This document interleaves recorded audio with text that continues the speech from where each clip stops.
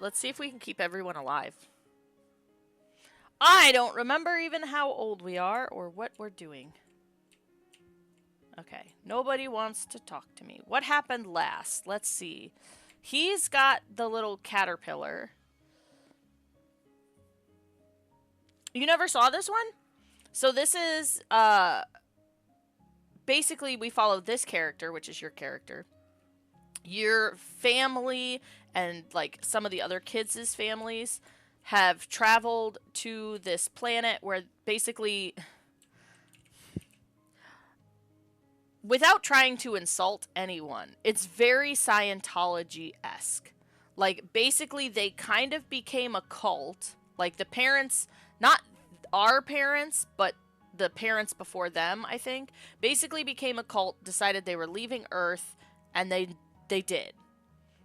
And so then they started, like, kind of like hand-picking kids.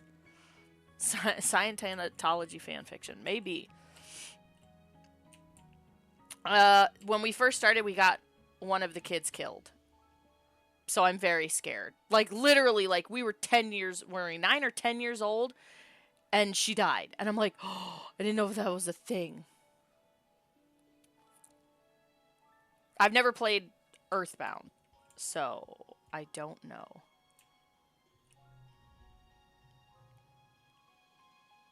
But this chick kind of reminds me of Ryoko from Tenchi, but also I think there's another character that she kind of looks like, but I can't think of what it's from.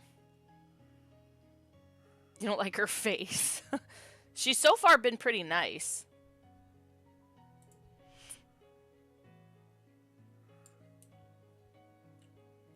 But basically we do, like you can see over to the side here, we've got like our reasoning, our toughness and stuff. You can do different jobs around the colony, so like, and it'll tell you, so like if I shovel dirt, I'm going to get stressed out, but I get strong.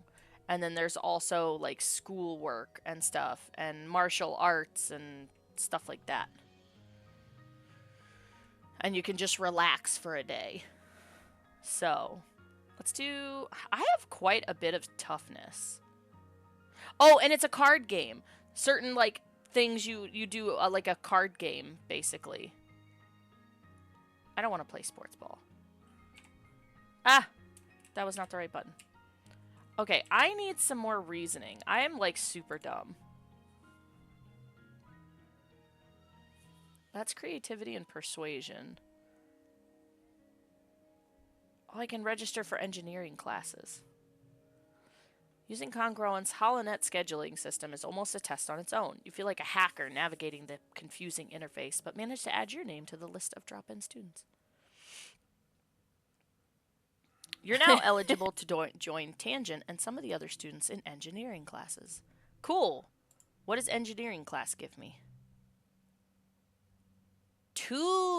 Oh, engineering and 2 reasoning.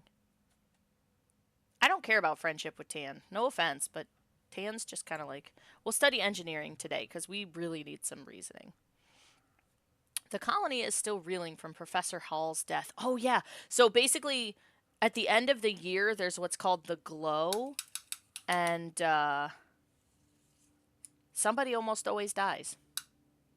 Because there's a bunch of monsters that come out to attack us.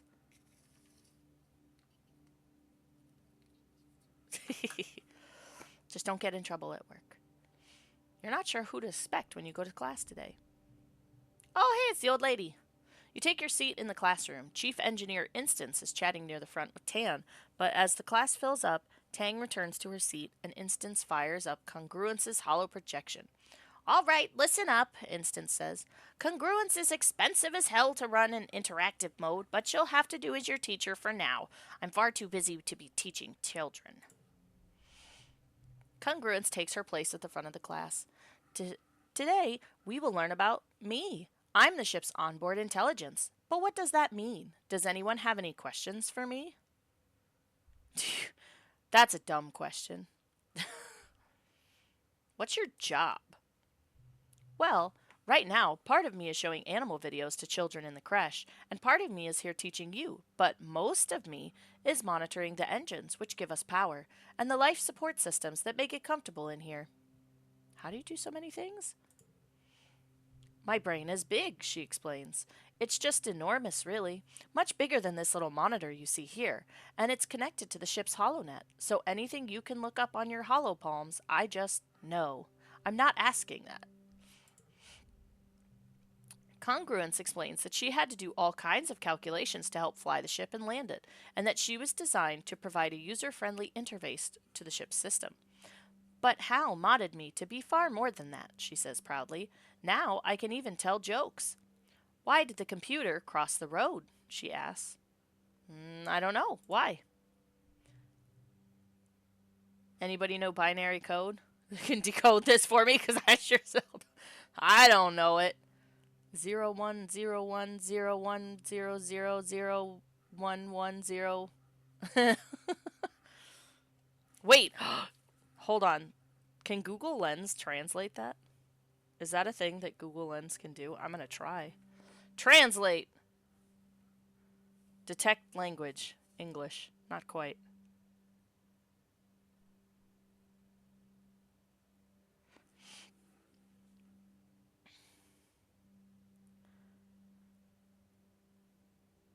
Oh, wow! It actually figured it out. This image shows a string of binary code that translates to the phrase.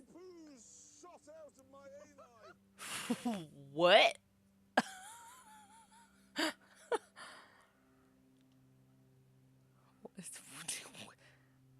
Sir. So the phrase says to get a bite, B-Y-T-E, eat. I'm talking about balls. Always talking about balls.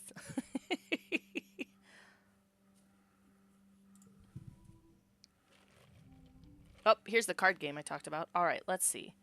So we could do all twos. Nice, super goal. So basically, like, you can get color flushes, you can get like however many of a kind. You can also do like 1, 2, 3, 4, stuff like that for the card game. So, and then you have like little extras up here that I don't need because I'm super cool. Hell yeah, 3 stars.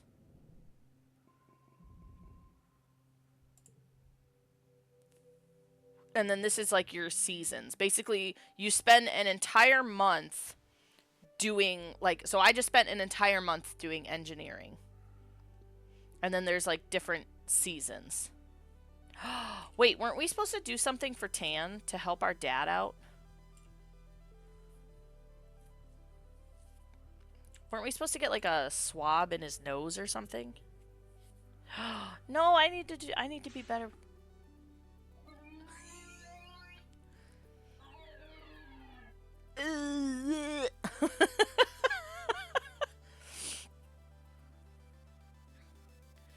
You spot your dad looking longingly towards the forest. You ever think about what's out there, he muses? There could be anything. We don't even know. He sighs and leans on his rake, and I'm stuck here, pushing dirt around. We can also sneak out of the colony and find things. Over here. Sneak out. And...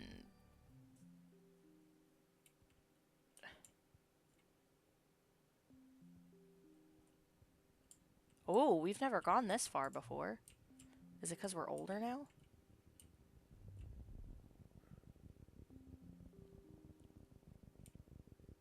I'm worried about the sounds I'm hearing, but I'm tough. Some farmland has spilled outside the walls. The fields don't look like they're doing very well. Nobody's around right now. In fact, it looks a bit abandoned. There are some meager-looking crops ready to harvest, but animals are starting to get at them. Salvage the plants. You pull up a handful of wrinkly tubers. They're probably supposed to be potatoes eventually, or maybe yams. It's hard to tell. Dig around a little longer, but it's all pretty picked over. Time. Whoa! Scared me. Ah, you're ancient. The big 4-0. Great. Will that thing kill me? It looks cute. Your way is blocked by a strange small creature with 1 foot and 4 large eyes, 2 of which blink sideways on top of its head like frogs. Oh, this must be a hop eye. You've heard people talk about them, but you've never seen one up close. It suddenly starts flailing around like there is something wrong with it, even though it was fine a second ago. Keeps pausing to look at you, then goes back to flailing. What's its deal? Let's see. Okay. 5, 5, 2, and they're all reds. That's just the first round. Because we have round 2 and round 3. But I don't think we can do much better than that. Ooh, that 0 is going to screw me over. 2, 3, 2, 5. Ayo! We got it! 1, 2, 3. Oh, well, that went 1, 2, 6. 1, 2, 2, 5, 3. Super got it. And still we only got 2 stars. What the heck? You stop trying to get past it and just listen. Oh, you can hear little squeaking noises from nearby. It's probably warning you away from its nest. You carefully avoid the nest while speaking in soothing tones. The agitated little guardian titters warnings at you, but eventually lets you by. Hey, we learned a thing about aminals. Oh, I can't go any farther that way. Wait, how do I get up there? I want to go up there. How much stress? Oh, I'm not stressed at all yet. At the top of a rise off to the east, you think you spot someone watching you. They're dressed in black. Is that Diz? But they look way too tall to be Diz. Maybe another surveyor? You blink and the figure is gone.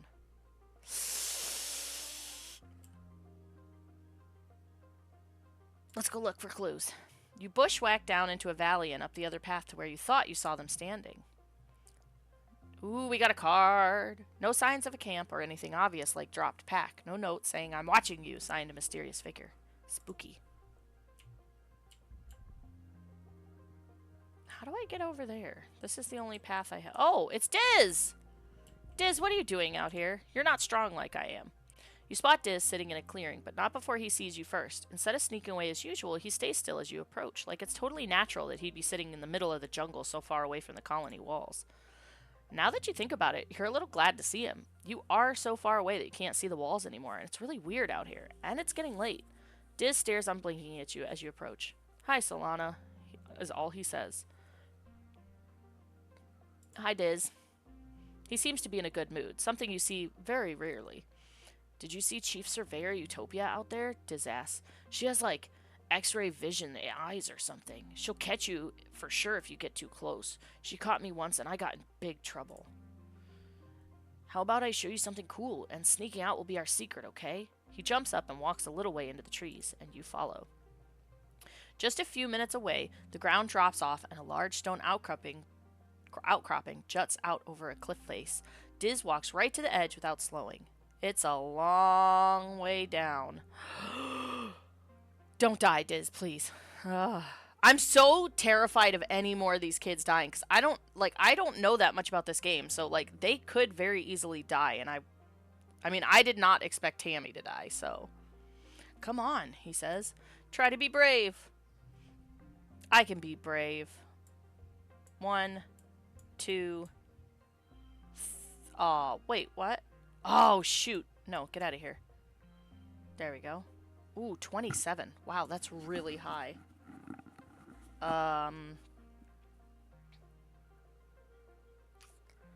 Shoot.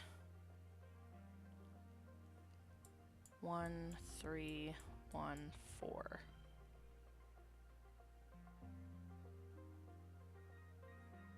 What if I do 1, 1, 4, 4? That's 12. What was the other one? 14? No, that's better.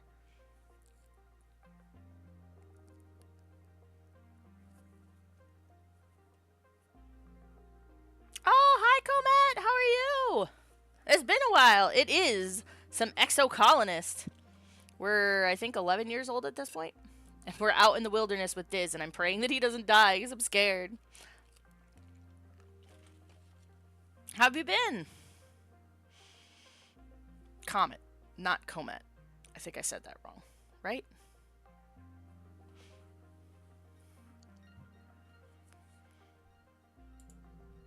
I only need 3. We got this. 2, 2, 3, 3, 5. Super goal! And still only 2 stars. Dang.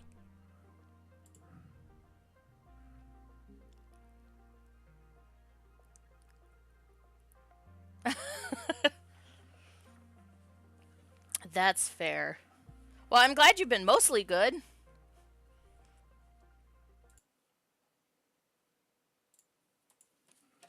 Oh, let me...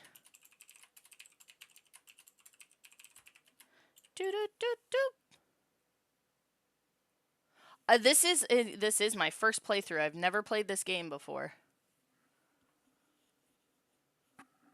I got Tammy killed already, and I didn't even try. Like literally, there was like a thing that happened, and then I was so like all of a sudden it was like, oh, Tammy's dead, and I was like, how? She literally went to the creche. She was supposed to be safe. It was not safe. She got electrocuted. And ever since then, I've been like, how many of these kids can I accidentally get killed? Because I would rather not. You're welcome.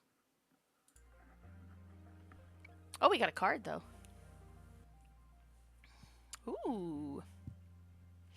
I love that it tells you who did the art, like who's the artist. That's cool. You bravely step onto the rock and walk out to the edge with Diz. You both sit down, feet dangling over the precipice, and look out at the amazing view. It's incredible. You snap a picture with your hollow palm. That's a bad idea, because we're not supposed to be out here. But you won't share it on the net. This is your secret. Yours and Diz. Oh, okay.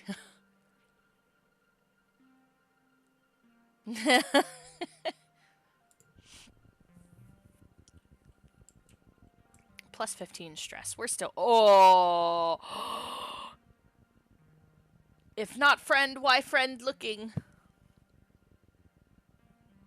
This how I die, because I want to pet. It looks super cute. Okay, it doesn't look as cute there as it did before. Yeah, right? Just come up to it and be like, come here, come here. I'm sure we won't die. There in the clearing, the most majestic creature you've ever seen. It's like a unicorn from your dad's storybooks, but with leathery reptile skin that shines when the light hits it. It moves so softly, like it doesn't even disturb the ground. It could be dangerous, but you want to see what it does. Part of me wants to eat snacks to see if it'll want some snacks, and then if I feed it snacks.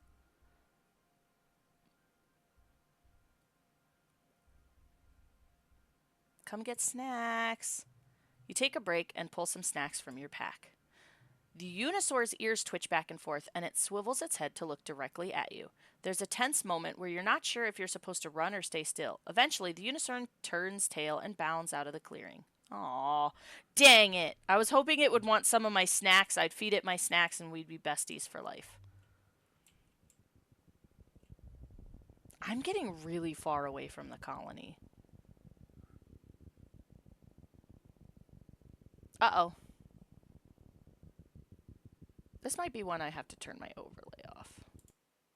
There we go.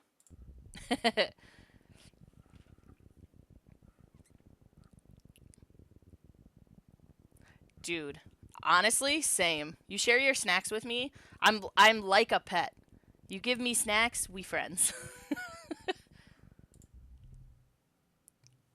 You're minding your own business when you stumble into... This low valley has collected a lot of that thick pollen. You cough and try to push your way through it, but it's pollen all the way down.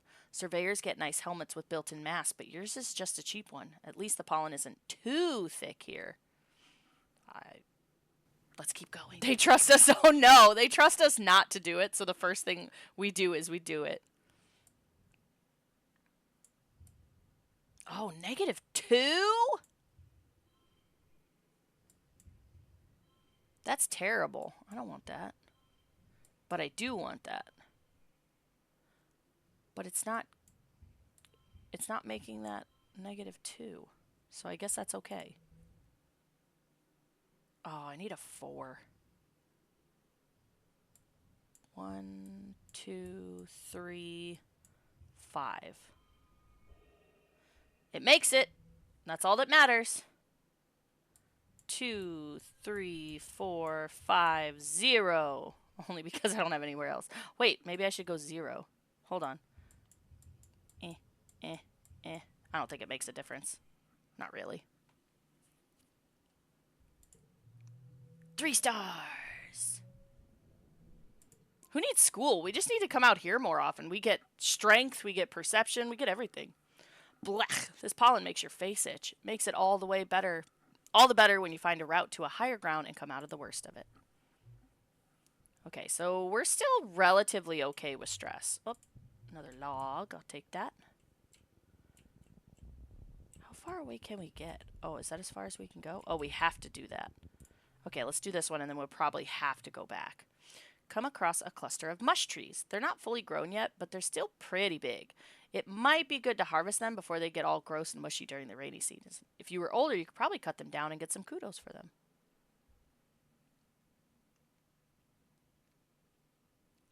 It seems to be, because honestly, like 1 or 2 perception here and there, plus you're like learning stuff about the land.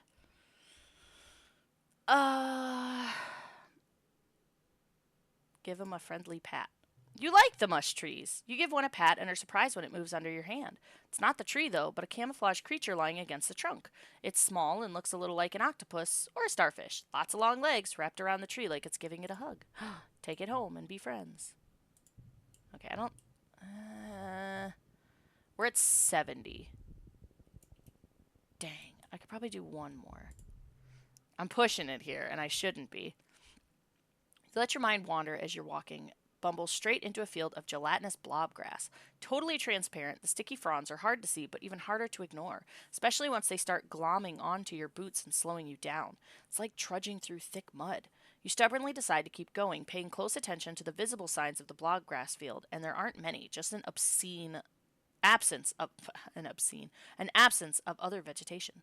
Look for a path through it. 'Cause I'm tough. I got this. Hell yeah. 2, 3, 4. Bam. Starting off with a strong... Screw this one.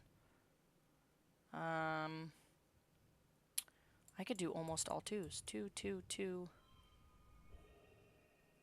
2? Oh, yeah!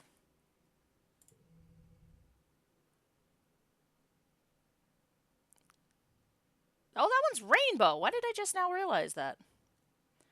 2, 3, 3, 3, 6. That's 26. 5, 27. Hell yeah. Usually. How? Dang, never mind. The best score could have been 35. Whatever. I still got super gold. It's fine. I have no idea. I've never seen a rainbow card before. I think that's my first rainbow card. I'm assuming it just can, like, match up with any of the cards, and just, like, if you have nothing but reds, then it just constitutes itself as red. A question mark. There it is. You can hop along from that rock to that fallen log, then climb over those old pieces of surveying equipment. You get through the villainous blob grass. You spend a bunch of time on it, though, and it takes some tricky balancing. It's tiring. Okay, I don't think... Oh, wait, what's that? Can I pick that up? I can pick that up. What is that? I should go home soon. Oh, I got medicinal roots. Nice. Okay, we should probably go home. As much as I want to go that way, I don't know if that way connects to home. No, it doesn't look like it does. So we'll come out another... We'll probably come out the next days. Might as well just keep coming out here because we're getting, like, everything. What is that? Oh.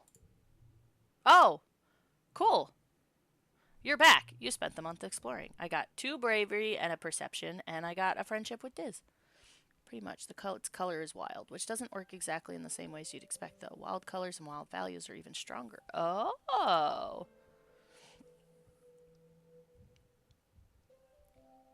It's early dust.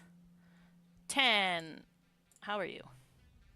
You tell Tangent you know where Diz has been going. You tell her he's been sneaking out to explore. Why did I tell? You tell her he's been sneaking out to explore the jungle. Not far away, but outside the walls. Tang looks really concerned. Really? She says, wringing her hands. Is it safe? I'll keep it. Oh, I don't. That's a lot of weight on my shoulders, because if he dies, she's gonna hate me.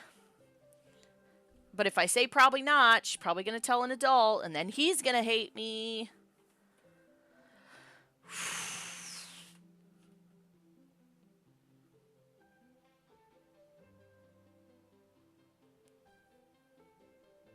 That's okay. I'll probably figure it out, or they'll give me a handy little tutorial.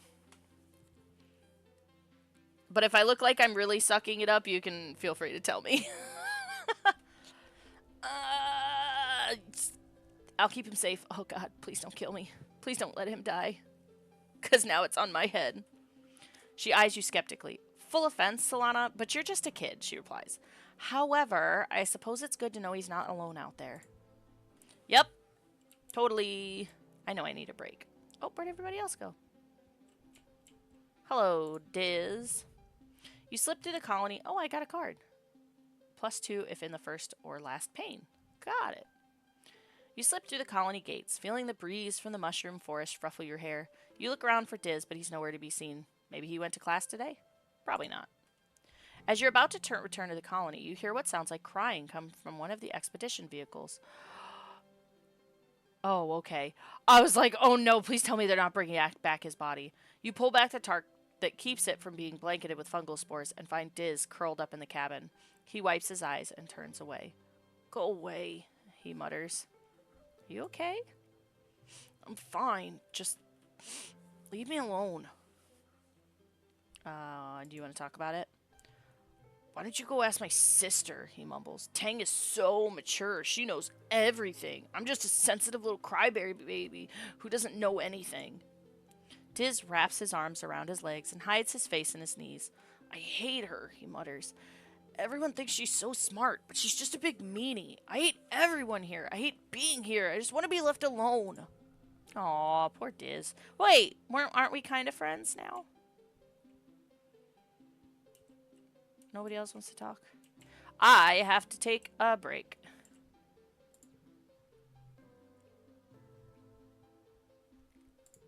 I feel like I have more interactions with people inside the lounge than probably resting. If I relax on the walls, I feel like the only person I'm gonna make friends with is Diz. Not that I dislike Diz. But I feel like now if I go outside more, I'll have more interactions with him. So let's relax in the lounge. Nothing much happens this month, of course, because this is what I chose.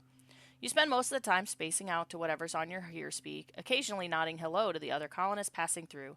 You binge a few seasons of a show you've been meaning to rewatch. Forget the zero. It's time for the 3rd annual Vertumnalia Festival. You gather with your family in the colony square. Everyone takes a seat as Governor Udicott approaches the stage. She holds her hands and serenely addresses the crowd. What a pleasure to address you all as your governor, she says, looking as pleased as she ever does. In under 3 years, we've built a colony of which we can be truly proud. While we've suffered hardships and losses, we remain standing.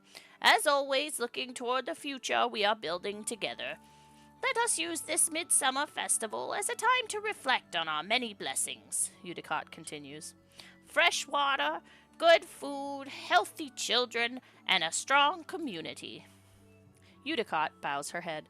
But first, let us remember Professor Halitosis. That's his name, Halitosis? Who guided our children and kept our engines running for so many years. Chief Engineer Instance will be filling in with help from our ship's AI congruence until someone can take up the mantle that rested so easily on Hal's broad shoulders. We also recognize the passing of our dear friend Chief Surveyor Melatonin. Known for his gentle nature and his curious spirit, Tonin joins his daughter Aspartame. That's why her name was Tammy. And his partner Lavandula in the world of our memories. In his place, we welcome our youngest council member ever, Utopia representing expeditions. Yes. Yeah, there's been some death. Udicott invites the rest of the council to stand and be recognized among the crowd, including your mom, who huffs in annoyance. When the applause dies down and the council sits, Utopia remains standing. Actually, Auntie Udicott, y'all mind if I just make a quick announcement? Udicott nods and Utopia clears her throat. I just wanted to say thanks to y'all who are trusting me with this job, she says, her clear voice ringing out over the crowd. A cheer rises from Expeditions, and she motions for them to quiet down. Uncle Tonan's left some big shoes to fill, and, well, I'm going to give it my best. We're fixing to get to the bottom of what we're calling the shimmer, the sniffles folks have been getting during pollen, Utopia continues. Until we do, please keep an eye on wearing your mask when the pollen is thick, and let the doc know if you're under the weather. She bends down to hug the governor as she leaves the stage. Thank you, Utopia, Udicott says warmly, and thank you to the rest of the council for their service. Live music starts playing, and Udicott smiles. And now it's time for games and feasting. Hi, Jack! The crowd disperses towards the feasting table, clearing the area of chairs so the children's competitions can be held. Which will you do this year? All right, I can't do the talent show or the science fair because no talent and dumb. So I guess I'll do the bot triathlon. Oh, hey. I love him so much. Com keeps adding complexities to his bot wrestling game. Last year was the hollow obstacle course, and this year there's an accuracy challenge. Sink 3 baskets and you can move on to the next stage, Com says, unveiling something with a flourish, a vacuum bot with a basket tied to its head. It chirps as it stomps back and forth, and the crowd cheers. You're competing against Anemone, and Cal. You notice they're not racing around together. Cal is playing with the vacuum bot, and Anemone is standing next to her brother. You're up first. Whew. 47! Am I always supposed to lose? Because I feel like I'm always supposed to lose. There's no way.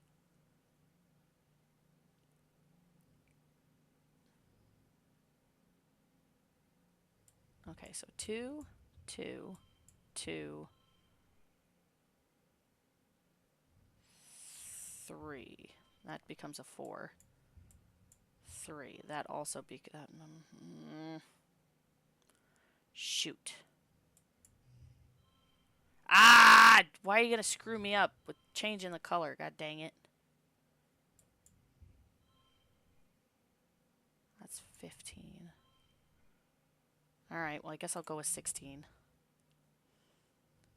2. Oh, I don't have a 3.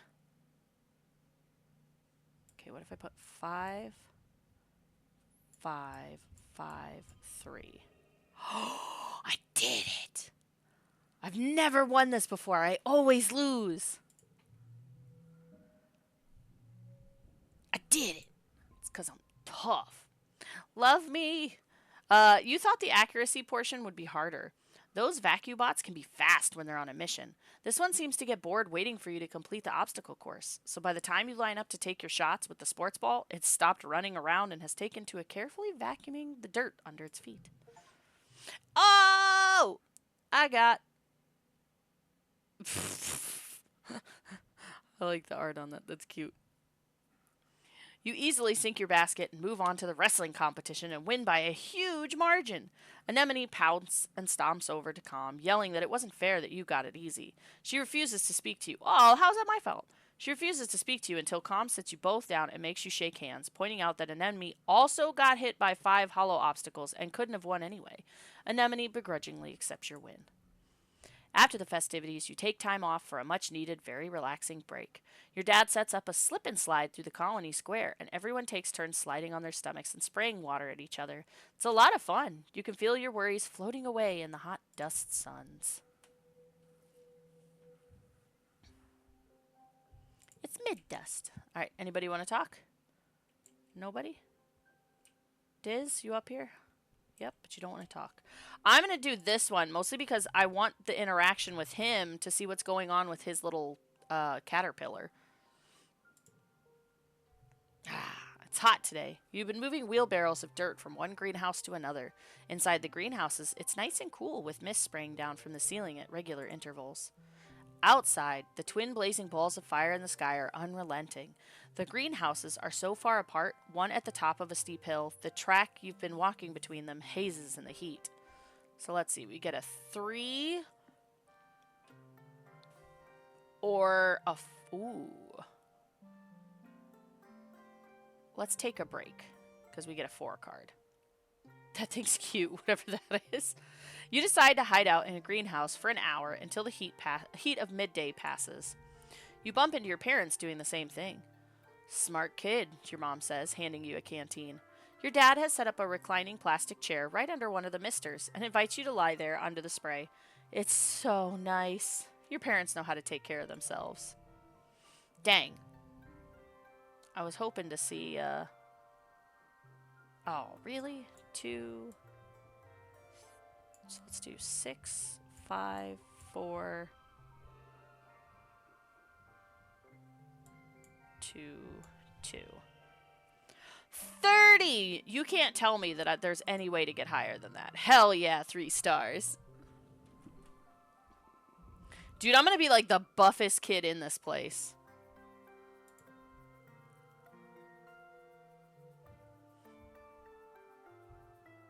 So we got that 3 and then the glow season left. Oh, hey Cal. Tell me about your bug.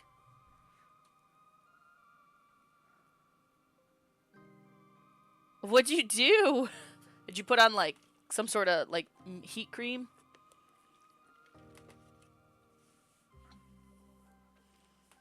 You spot Cal heading towards the barns at the far end of the farms. Hi, Solana, he waves. Hey, what's up? Just heading over to the barn, Cal says. I finished before everyone else today, so I told everyone I'm going to go clean it. No one wants to get roped into helping, so it'll just be me and Socks. You should come with. Yes, I would love to.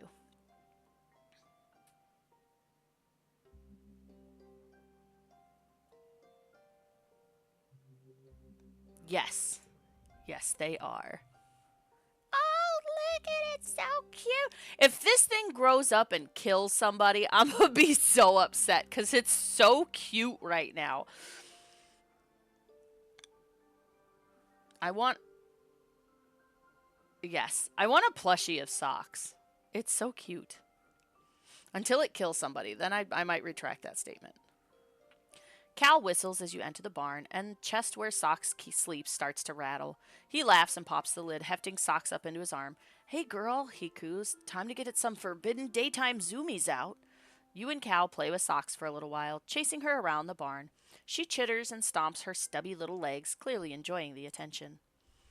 I have a little while before I have to go back to work, Cal says. What should we do? Let's teach Socks a new trick. Oh yeah, Cal agrees. I've been working on getting her to follow directions lately. That's a great idea.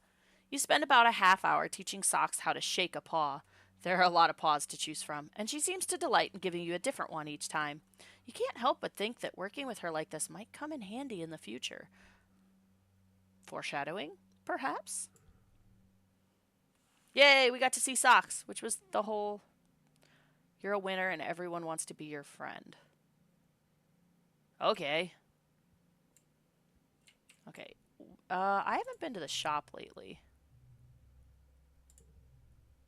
What's in here? Cake and basically the same stuff I've seen before.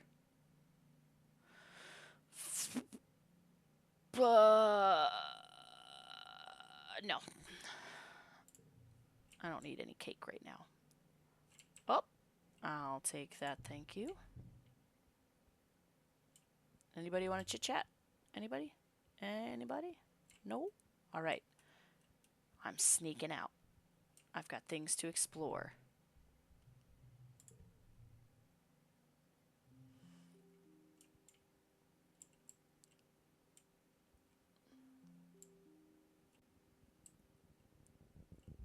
Oh, I kind of thought we wouldn't. So I guess you can't go past these. Like, no matter what, you have to do what's in front of you. The path here is engulfed by a dust tornado. It whirls and twirls, not showing any sign of moving away. Persevere! 2, 3, 3. That's probably pretty good. So 5. That turns into a 7, so no matter what, I'm not going to get a... Hell yeah! So 0, 2, 4, 4, 5. Probably... Yeah, that's probably about as good as I'm going to get. 1 star! Dang.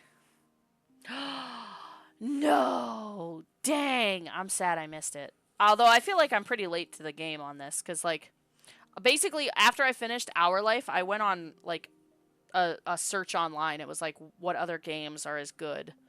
And this is one that was highly suggested. So I was like, all right, let's try it. You shut your eyes hard against the swirling dust and somehow manage to walk in a straight line through it. Once you pass through and turn around, the dust storm settles. You wonder if walking through it somehow caused it to die down. Let's see if we find anything on the ground.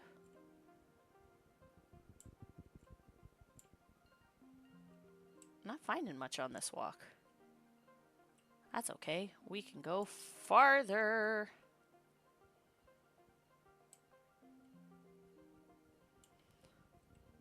It's very dangerous.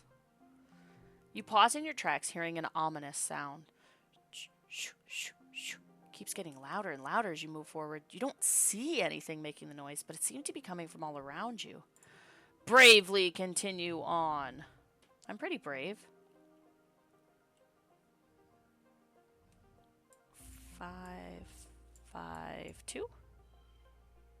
Ooh. Back this on Kickstarter, but forgot it existed.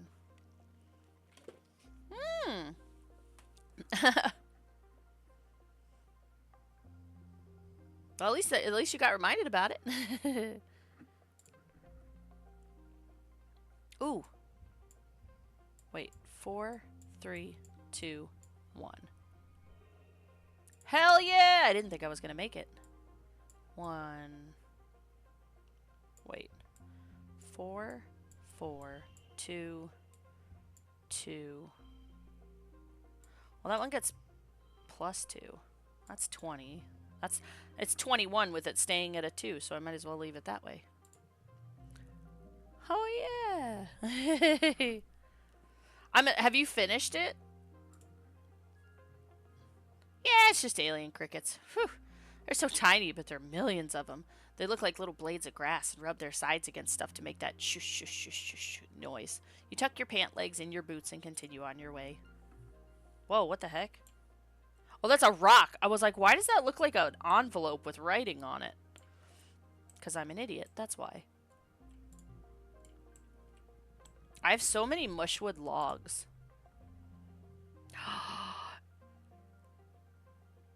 I want them to make a sequel to this game that's like taking care of all these animals, because they're so cute. But I'm confused why it looks like it's upside down. Oh, never mind. It'll explain it to me if I would just frickin' read. A large woolly blue creature is floating here, a meter off the ground. It seems to be upside down, which is causing it some distress. Its segmented legs kick uselessly in the air as it tries to right itself. This must be a float cow. The colony is working on domesticating these, though you haven't seen one up close before. Her slitted eyes look at you imploringly. She makes a helpless lowing noise and tries again to flip over, but she can't. Let's figure it out. Let's help the float cow. Pop it? That's rude.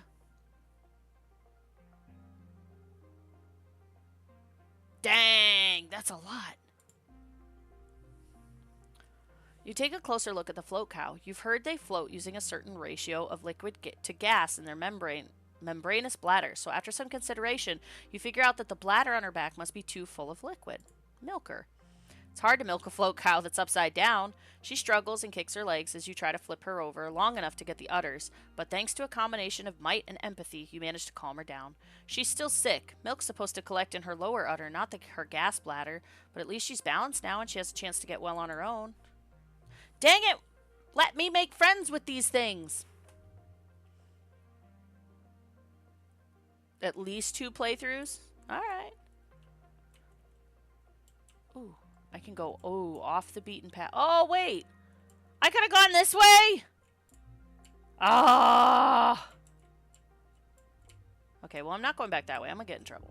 Let's go this way. The muck hides interesting bugs and other treasure, for those willing to put their hands down the right holes. Looks dark.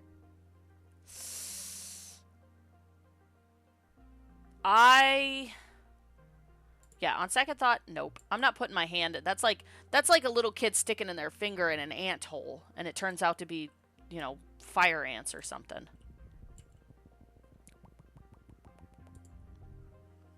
Ahead of you, the road curves right, and there's a steep hill leading off to the left. You bet there's a really great view from the top of it, but it's going to be a scramble to get up there. Hike up it! You leave your pack in some bushes at the base, so you'll be lighter on your feet. That was dumb. Then start the trek.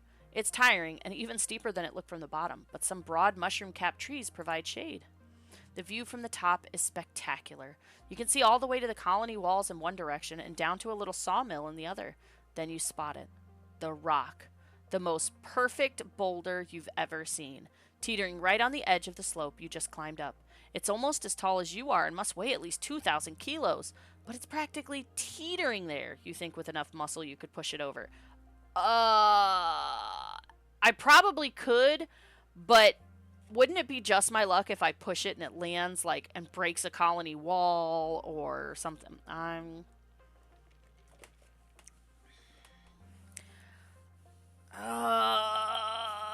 Damn it, I'm gonna resist, just because, like, I don't want to take a chance that, like, I hurt someone or something and I'm the cause of... Watch, it'd be Diz at the bottom of the hill and I'd kill him. Not today, Rock. Not today. Another day, perhaps. Because we're still... Like, look, there's the colony right there. I'll go home after one more encounter of something.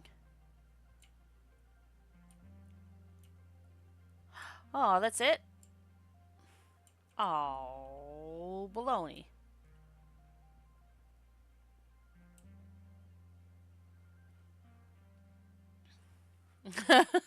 Thanks.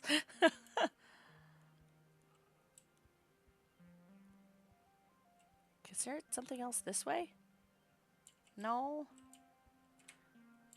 Well, I guess I'll go home then. I don't know what this is over here, though. You sneak up to the expedition's office at the colony gates. Nobody has seen you. Yet. The lively hustle through the gates kind of makes you miss your friends inside. If you want to go home, you could sneak back through that drain pipe. Alright, let's go home. We're pretty stressed out. Yeah, go home. We've only got like 5 stress left to use. I got some bravery, I got some perception, I got a friendship with Diz even though we never saw him. And now, it's the early wet season.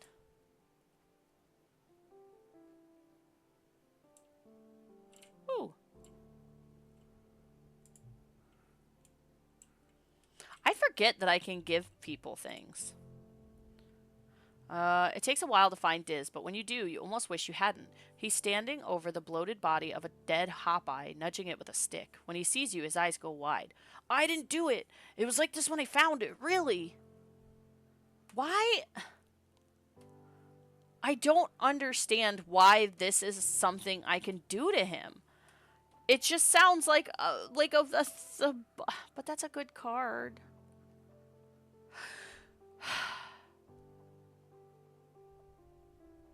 Fine. Oh yeah? Discounters. Well, I double dare you to eat a worm. You can't just turn down a double dare. You're no meek little hop-eye. Slimy, yet unsatisfying. Very, very gross. Diz eats his like a noodle, slurping it up and wrinkling his nose as it wriggles in his mouth. Yuck, he says, swallowing it whole, then shows you his empty mouth. You should have known better than to dare a person who fears nothing. Okay, well, We officially ate a worm with Diz. The sound of hammering rings through the garden, and you find Cal helping your mom to build a row of raised garden beds. Turns out some of the earth plants here don't grow so great, so we're gonna see if this helps, he says, taking a break to rub his face. Your mom stifles a laugh at the smear of dirt it leaves across his cheek. Your mom says we gotta worry about the nitrogen levels soon, he continues, but that hopefully we'll be eating just plants that grow here before then.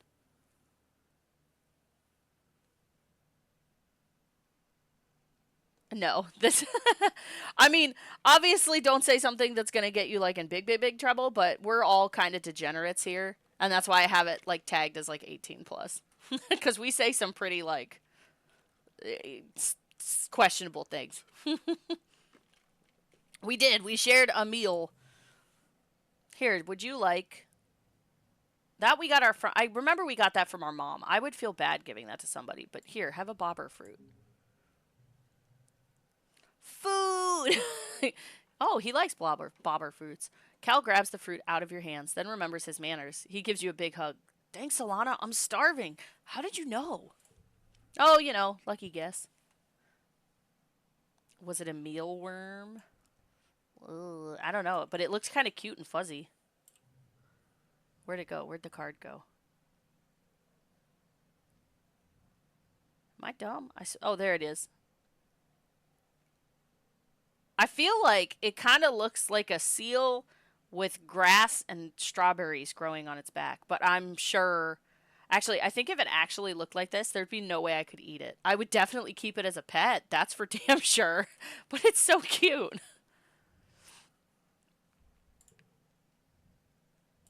I need another perk. All right, we gotta rest.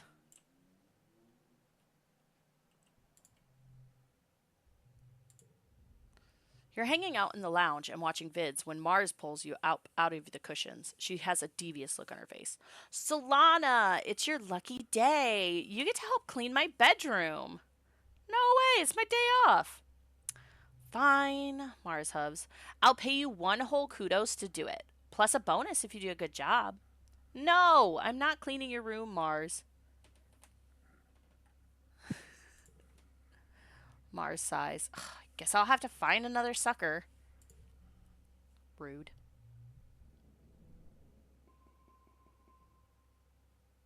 I think I'll. Nah, because I have a lot of red, but I don't want to lose it. So I'll just keep it for now. Yes.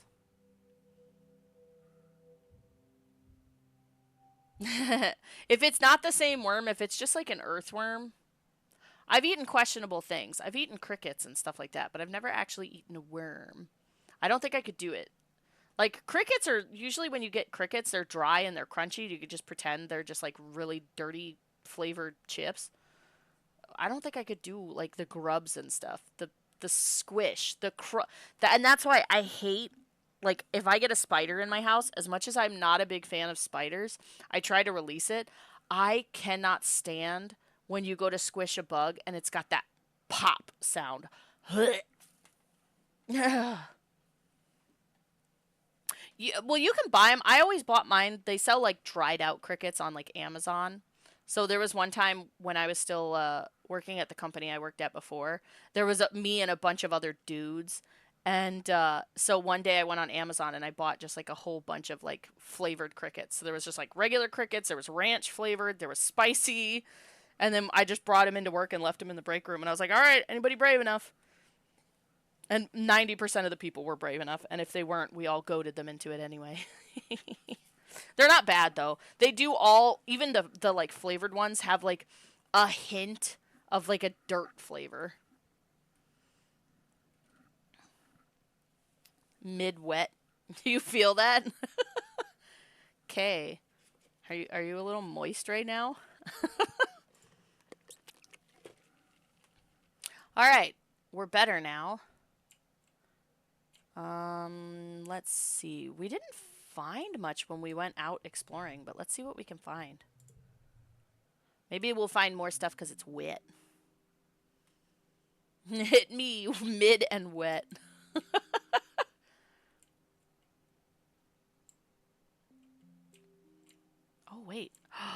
found a whole other... Oh, no, that's not a whole other path. Dang it. I thought I'd found something. Have I explored all that I can explore out here? Give me more exploration. I want to find more cute creatures. Dang, I don't think there's anything else. Oh, wait, can I get up there? No? Dang! I've explored too much. I've run out of exploration.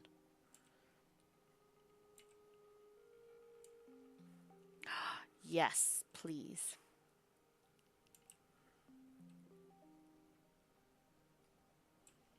I'm kind of sad there's no more exploration out here.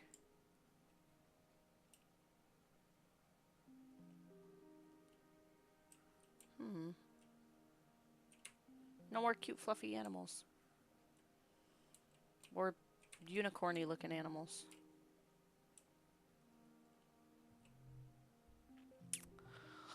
Guess I'll just go home.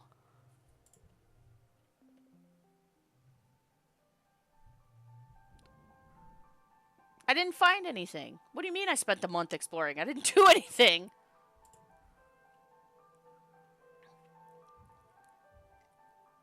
Well, I guess it's late wet now.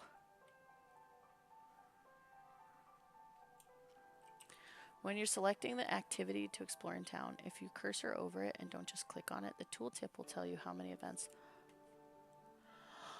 Oh, so if I go...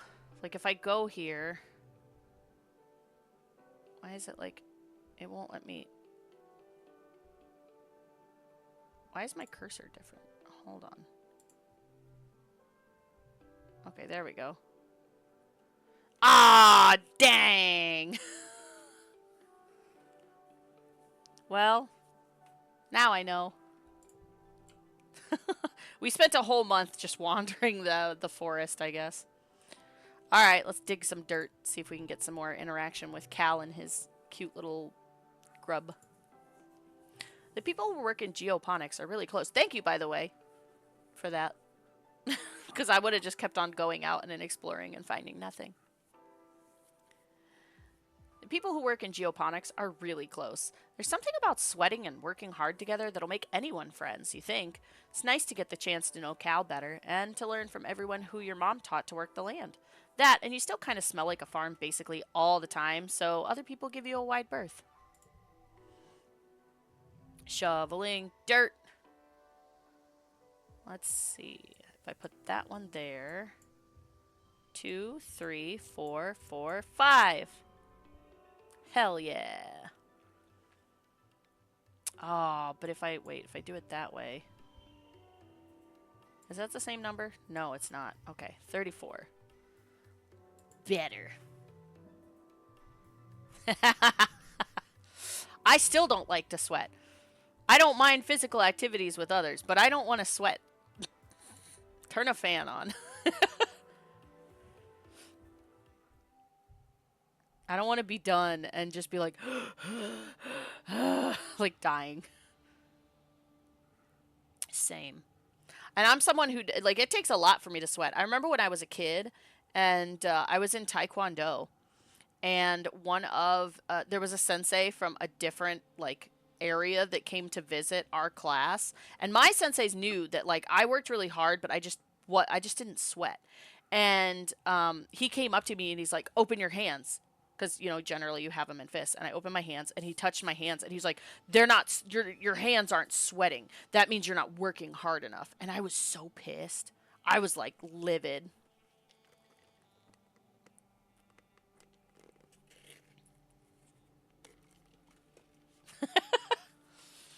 Physical activities. Who says they have to be physical? No, I'm just kidding.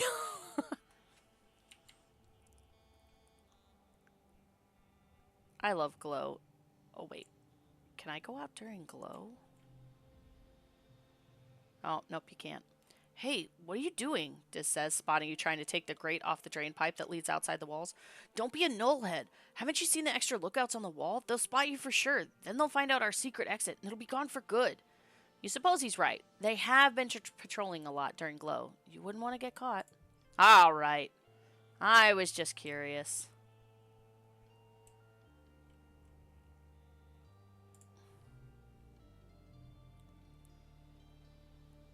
Do I want to, let's see, what does my mom have to say? Your mom gives you a stern look. Be careful, she warns you. Now that we know for a fact it isn't safe out there during glow, I won't have you venturing close to the walls. Stay where I can see you, close to the ship. No. Go inside. A sports ball goes sailing over your head. 4! Anemone giggles as she jogs up to you. That's what they used to say on Earth when a ball would go into the crowd. I like it.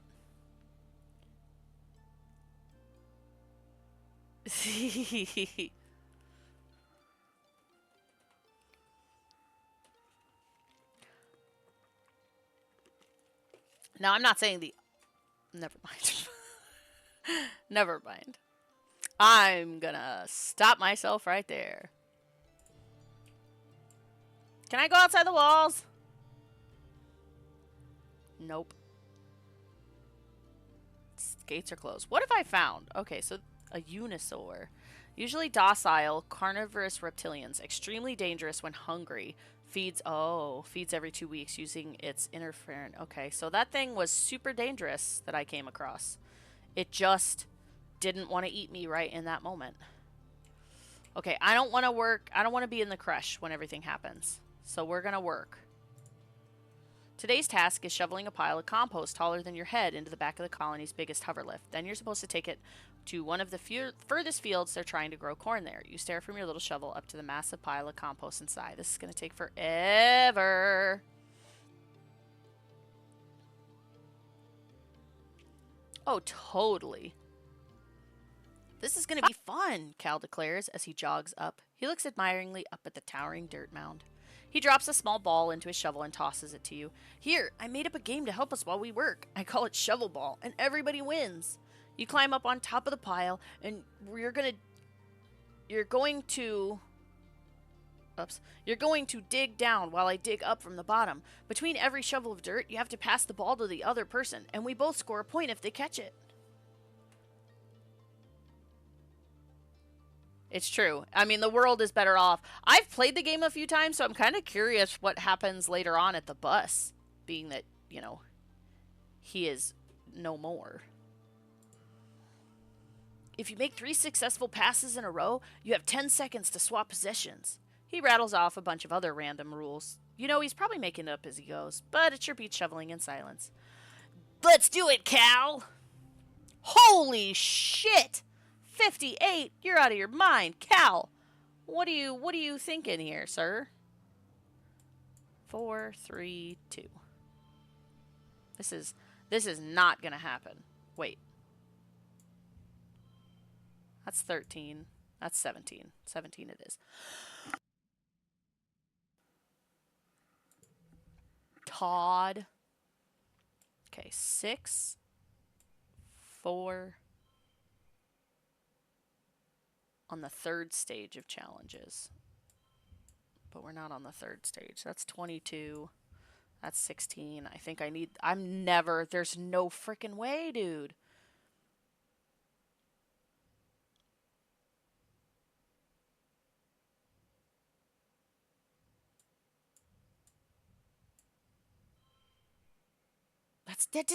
That didn't even help me.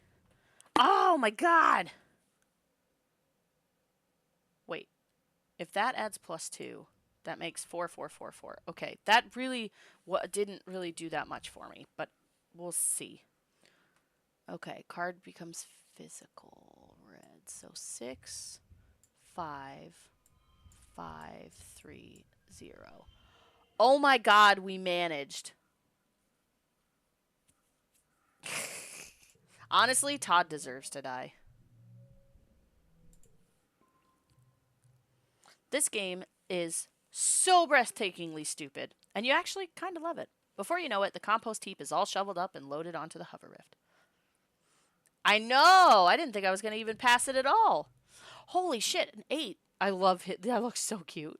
Playing shovel ball with Cal. +2 to cards with lower values. Nice. Cal is careful never to say which of you is better at shovelball. It's a cooperative game, after all. He's just happy he got to spend the afternoon playing games. But still, total 0 out of best score 0. All right, then. Fine. Dude, Soul's awesome. Solana's so cool. Hi, Cybe! Uh-oh. 2 data points form a line, but 3 is a pattern. The colony has been on high alert all glow, hoping that the creatures from beyond the wall don't return for a 3rd year in a row. Surveyors keep reporting that they're seeing unusual animal activity. Even the plants seem different, they say, and new tracks that must have been left by creatures larger and heavier than you've ever seen. You and the other colonists drill evacuation plans. Oh, there it is. I hate that sound. Oh, that mouse pad. Oh, why were they that close to your computer? You're in engineering when you hear the sirens. You hear the sirens ring through the colony. You cover your ears against the noise and make your way to the nearby classroom. This is one of the assembly points, so you should be safe there. But it wasn't so safe last year for Professor Hal. What if another creature gets in? Congruence, the new teacher, is just a face on a computer screen. She can't protect anyone. Congruence flickers cheerfully. Please stay calm, children, she says. The defense squad is already en route to the creatures. This should all be over soon. You've been told this before. As the sirens continue, you're faced with a choice. Oh, I never stay put, though. I never want to stay put. Glow 3? 4? Glow 3, I think. Leave! You stand up and leave. Tang and Mars stare at you like you have 3 heads. Congruence doesn't try to stop you. Not that she could. She doesn't even have any hands. You slow to a walk as you near the outer doors of engineering. Something doesn't feel right. You stop to listen in the dim emergency lighting and hear the metallic popping of something overhead. In the ventilation ducts? Your blood goes cold. Monsters! They're here! Oh my gosh. I don't like these. I see the options, but I haven't even... I like this game. I'm actually really enjoying this. There's a lot of like neat aspects to it. Like I thought I was going to hate the card game aspect of it because I usually hate any games that have like card game, but it's actually pretty fun. I'm kind of surprised by the card game, like how much fun I have with the card game. But it's very fun. And I'm very interested in how this is going to go because all I know is that it says once you hit 19 the game will be over, and I'm like, does that mean I'm going to die at 19 already? All right, let's see. We need to figure out who's dying, and hopefully nobody. So last we heard monsters. We snuck away. Okay, you follow the sounds to a workshop and force yourself to look up through the slats of the vent. You gasp. 2 glistening bug-like eyes peer down at you. No, 4. 6? They blink and syncopated. Wow. That's a word I've never heard before. If you don't pass a constitution check, you lose more memory of what you're trying to escape. Then you hear it, over the sirens, a soft pinging noise, halfway between a chirp and a purr. The creature skitters spider-like from one side of the vent to the other. A small, furry tentacle slithers through the slats, searching for the vent release. When it can't find one, it bangs its body against the inside of the vent, denting the metal. I can try and tame it. Oh, this is going to go so terribly. 41. Oh, God.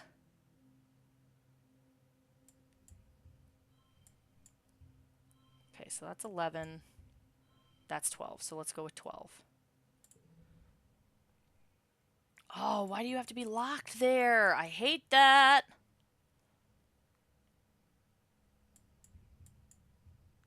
Two, 2, 1. So that's 14. 19.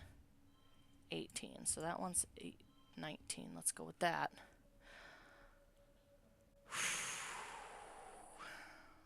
Yeah, it's always something in the worst possible spot, too. Okay, so that's 19. 5, 4. Okay, so we can at least make it. Nice. Ooh. It scares me when I see those big numbers because I'm like, oh God.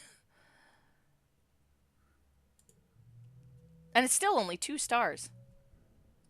All right. What did I tame?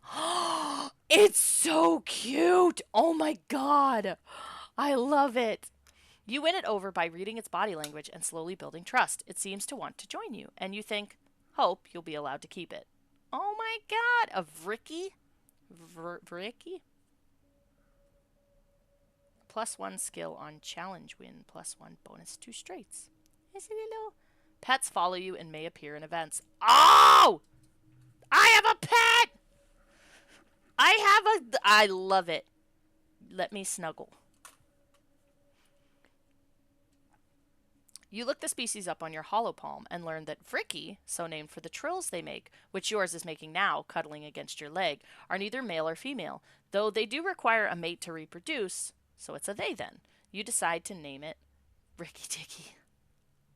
Squeedly Feederson. Bright eyes. I kind of like Ricky Ticky. Although Squeedly Feederson is very cute.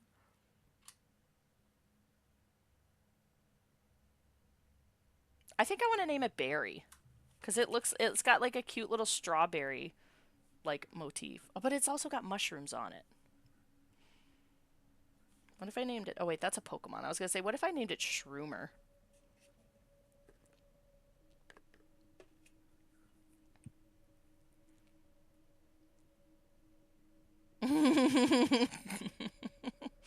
Oh wait, was there options that I didn't even look at? Oh, just immediately. Oh, what if I named it Cherry? Because it's a mixture between a mushroom and a berry. What if I named it Mushberry? Because it looks like a strawberry to me. It's got that coloration of a strawberry, and it's got I'm gonna call it Mushberry. You're now Mushberry. They blink every one of their beady black eyes up at you, none of them in unison. They seem to have no problem with this name. Yay! Now I have a friend named Mushberry. Oh man, me and Cal are gonna be fat. Oh, I hope Mushberry gets along with his pet. It isn't long before the sirens turn off, ringing 3 short pulses as the all-clear messages flash in your hollow palm. You and the other children file out of engineering, and you head back to your quarters. Your parents will want to know that you're safe. You manage to smuggle your new pet Vricky under your jacket and hide it in your bed before they arrive. Your dad gives you a big hug, but your mom slumps into a seat at your small table. It's like they're going to be going specifically for geoponics this time, she mutters, but your dad pets your hair and shushes her. I'm sure it was just bad luck, Fululubel, he says, but your mom shakes her head and folds her hands in front of her mouth, staring at the porthole windows at the fields. We made it through Glow! With a friend. Alright, so Tan, we're at 18, 19, 24, and 46. Me and Cal are gonna, like, make besties with our pets now. 12, 13, 14. Oh, we skip 14. We go 13, 15. Wait, hold on. 13? Nothing? 15, 16, 17, 18, 19. Okay, so we don't skip 14. It just doesn't want to show me 14. Got it. Is that on purpose? Is there something going to happen at 14? I'm concerned. Oh, it follows me! Wait, excuse me? Hold on, I'm going to turn the sound up way high so you guys can hear it.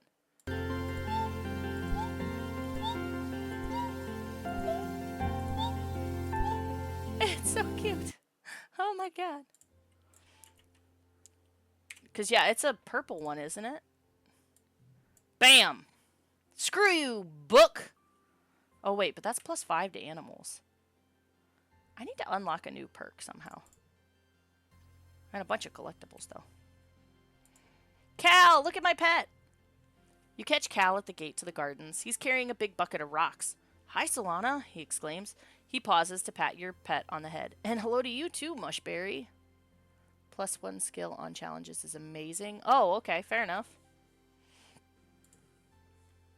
Oh, I'm supposed to tell you there's a new park near Geoponics now, Cal says. We can run around all we want and nobody will say we're trampling the fields. You should come play there sometime. And bring Mushberry. They'll love it.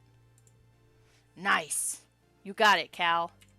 I think me and Cal are probably going to be the bestest of friends because like we both like really like our pets.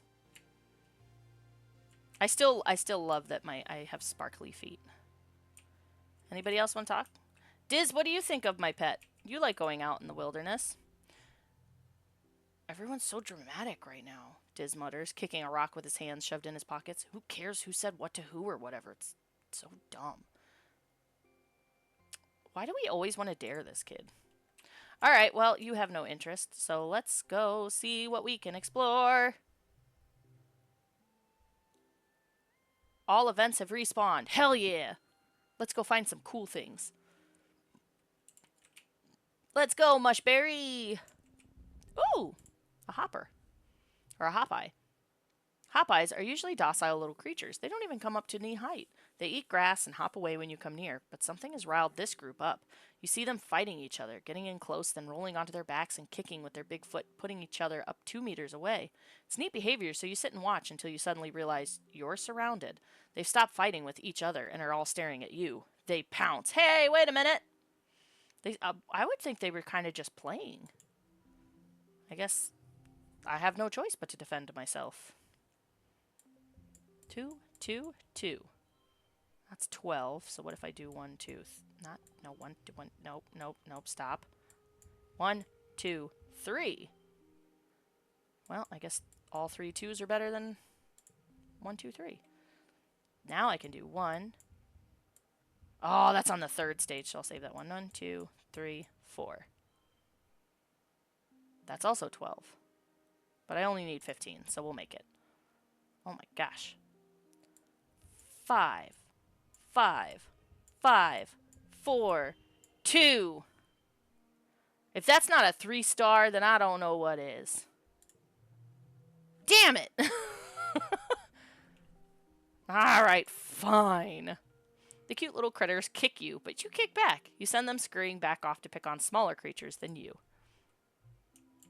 New perk. Update basic cards in the Garrison Gym. Oh, okay.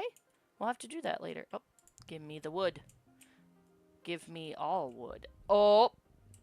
Okay, now I remember reading that these things can be dangerous if they're hungry. I hope I brought snacks. You walk into a clearing and immediately stop in your tracks. There's a unicorn here. You've seen them before. Okay, so last time we ate snacks and nothing happened, so this time we're going to try and be super quiet. It's easy, it says. That's 16. That's 14. So even though it lowers that one, it's still better. 2, 2, 3, 5. So we've still made it, so we're fine. 2, 2, 3, 4, 4. Yeah, I know. I'm actually kind of surprised on how easy the cards have been. And now that I've said that, I'm going to come up against something and I'm going to lose my ass. As you settle in to watch it from behind a strand of mush trees, the Unisaur looks up towards you, startled by your movement. You try to hold perfectly still and quiet your breathing. After a tense moment, it goes back to its business. First, it sniffs out a good tree and rubs the scent glands in its neck against it thoroughly. Then it pees, like a crystal waterfall on a rock. Everything it does seem magical. You quietly take a picture with your hollow palm. Why am I taking a picture of this poor creature peeing? Come on now. You quietly take a picture with your hollow palm, but you know you can't share it, or you'd get caught for sneaking out. Next, it sharpens its horns against a rock, which is scored with marks from having done this before. This must be its favorite sharpening rock. You notice the bulge in its stomach. It must have had a huge meal recently. Eventually, it curls up for a nap. You quietly sneak away. This was wonderful, for Tumna is a magical place. Nice. We lost 30. Whoop. Diz! What is up, Diz? You find Diz sitting on a large flat rock on a hilltop, eating a sandwich and looking totally at home far from the colony walls. I'll just join him quietly. You sit down next to Diz and get out your own lunch. Some soy cheese cubes, ew, and crackers from the cafeteria. You listen to the jungle sounds and think how nice it is just to be free, and in the open and not confined to a tiny box hurtling through space. Then, quite out of the blue, the rock you're both sitting on stands up and starts to walk down the hill. Oh, oh, okay. I hope not. I really hope he doesn't, because I told his sister I would watch out for him, even though his sister was like, well, you're just a kid, but I guess that's better than nothing. Oh, shit. You crouch and look over the edge of the rock. You're a couple meters off the ground, balancing on spindly legs like a spider's. 8, 10 of them, evenly spaced. You realize the rock also has eyes at regular points, which you'd mistaken for shiny black pebbles embedded in the stone. One of them swivels up to stare at you. You gulp and try not to scream. Diz gets shakily to his feet, trying to keep his balance as the creature under you slowly clambers forward. He grabs your hand to help you up. Nice. Look at him. He's like totally calm with this. He's like, yeah, I'm about this life. I could do all ones. 1, 1, 1. Does it do... Alright, that's better. Oh my gosh. I got so many ones. 1, 1, 1, 2. That's 11. That's 8, so it's actually better to do that. 1, 2, even though it won't stay 2. 5, 5, 8. Hey, that's not the best, but we still did it.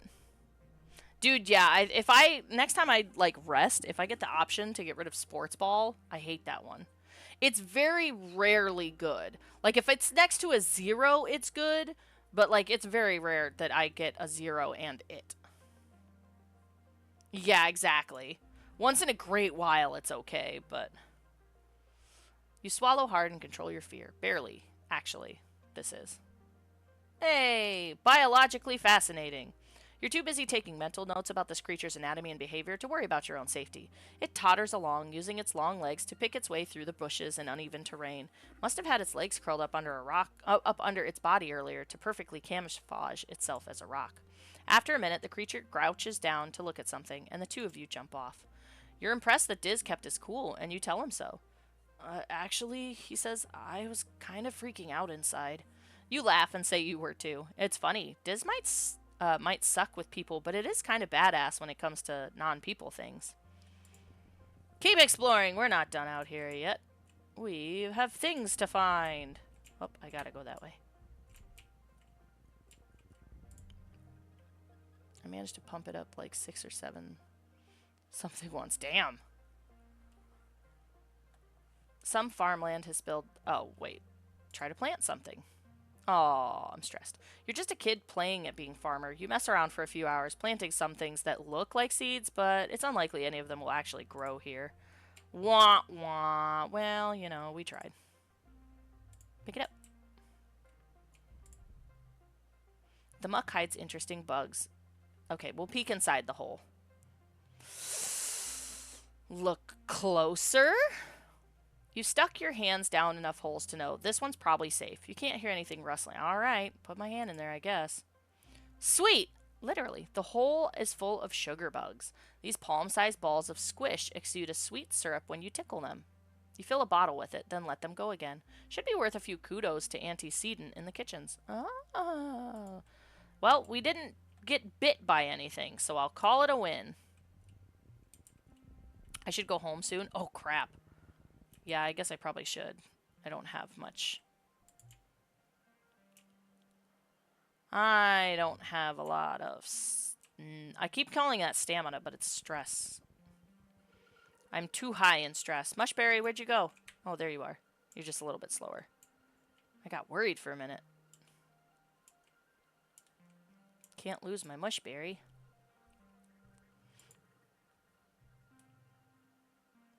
I know I got some... I think I got a log and some medicinal herbs.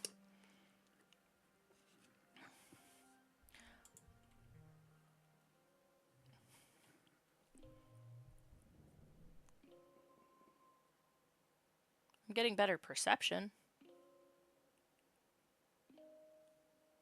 So I'm just going to be like a tough person who's not very smart, apparently. Oh, no. I didn't notice. Did I get something different? I just figured it was. I did not notice. You wake to the sound of your parents arguing in hushed tones, clearly trying not to disturb you. You blink away the sleep from your eyes, eventually remembering, wait, isn't today your 13th birthday? Where's your birthday cuddles? Your parents always make a big deal about your birthday. You peek out through the privacy curtain on your bunk and listen in on their argument. One of the values that went up was colony food. Oh, that's a thing? Oh god, I didn't know that was a thing we have to keep track of. You're being unreasonable, your mom says. Solana is a teenager now. You have to give them the opportunity to take calculated risks, or they'll start acting out. That's just what being a teenager is.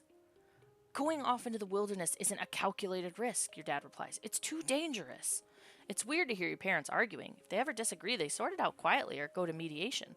This time they sound really upset. It's unsettling.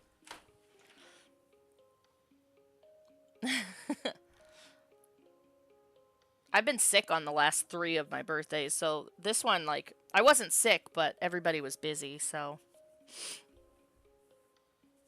Which, I mean, I told my family, I was like, look, guys, I'm not a kid anymore. It's okay. We don't have to get together on my birthday.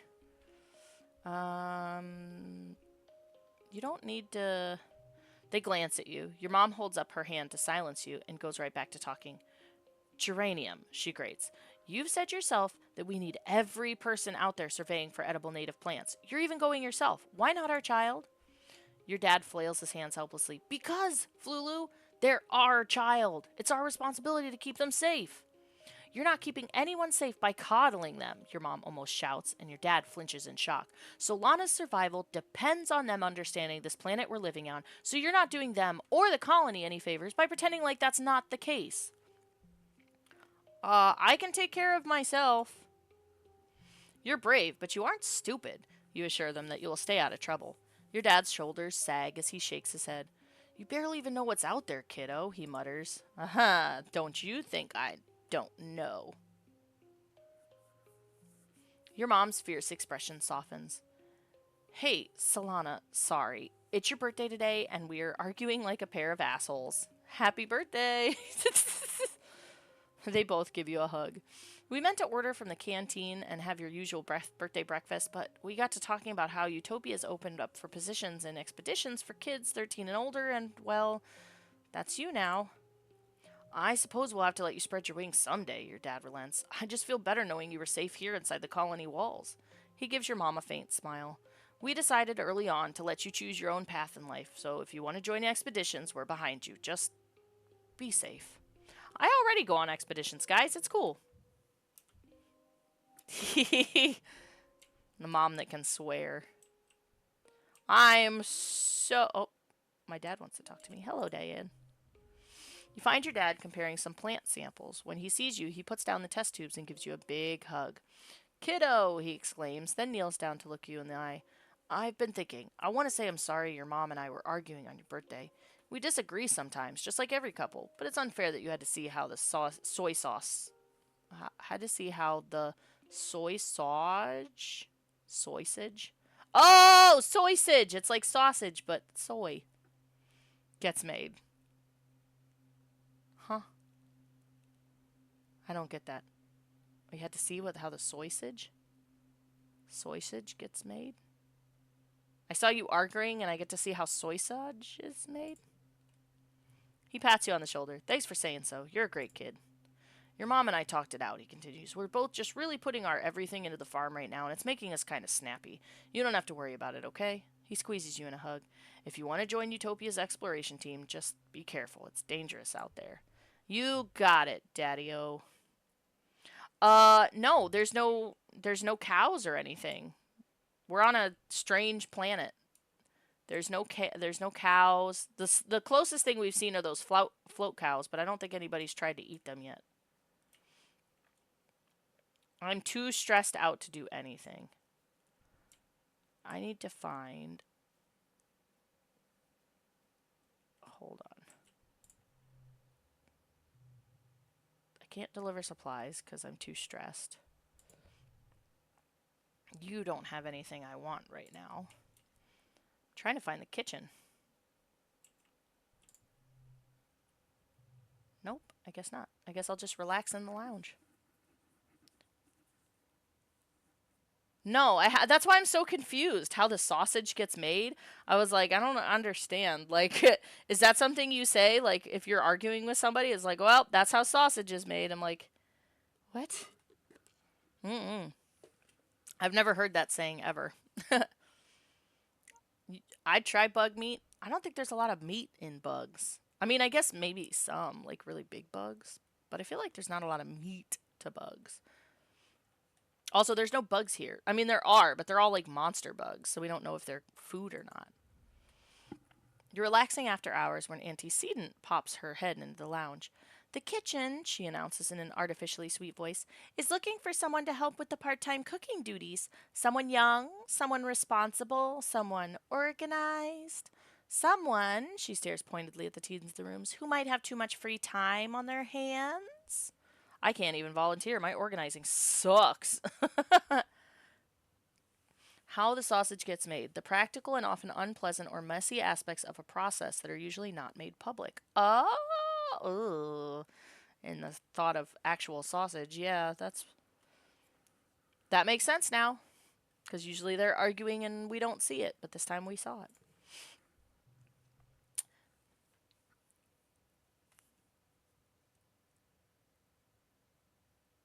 Dang. I figured that was kind of an old saying. I'd never heard it before, but shows how much I know, I guess. Sweating away over humid food nanoprinters really isn't your thing, so you hang back. Auntie Seton sighs and rubs her hands on her apron. Well, if anyone changes their mind, I could use the help.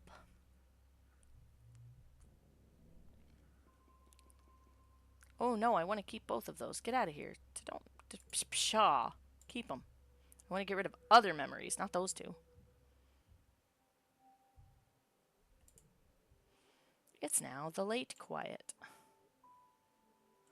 Anybody want to talk? I don't think so. Nobody want to talk. I want to learn to do expeditions. Let's see. 3 perception plus 1 animals. Bravery, perception. Yeah, let's survey the plans. I want to learn. I want animal handling.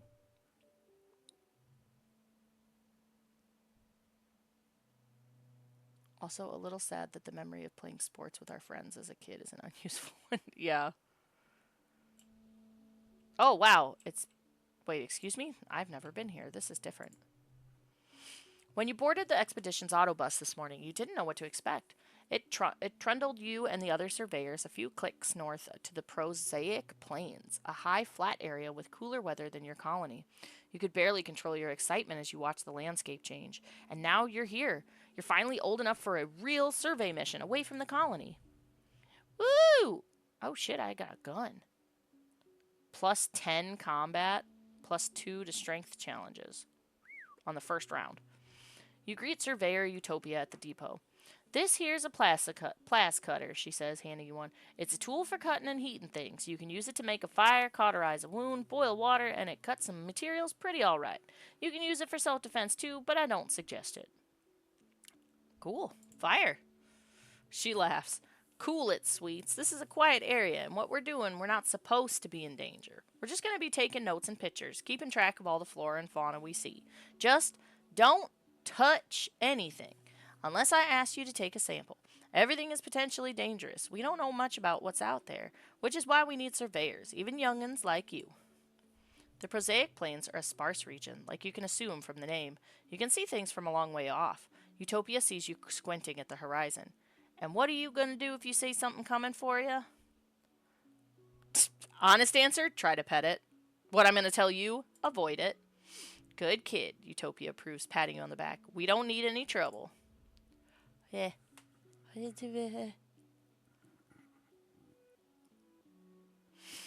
Nope. Okay, I thought I was going to sneeze. Diz joins you. He must have come on an earlier autobus. Ah, good, you're here, Utopia says, digging out another plas cutter for Diz. You two greenhorns are with me for the foreseeable. Now, we don't gotta sniff each other's butts all the time out there, but I do expect y'all to be in yelling distance. Comms can get spotty out here. Dude, for real. If I told her that we were going to pet it, she'd probably be like, get back on the bus and go home. You and Diz share knowing glances. You've both been sneaking out to explore long before you were officially allowed to. Utopia also hands you a surveying drone and shows you how to launch it. It'll automatically perform local scans of wherever you go, though detailed scans still need to be done manually. When you return here to the depot, it'll upload its findings to the HoloNet. Your job is to cover ground, see what's out there, and so long as it isn't dangerous, record it. She slaps you on the back. All right, team, don't get yourself killed out there, okay?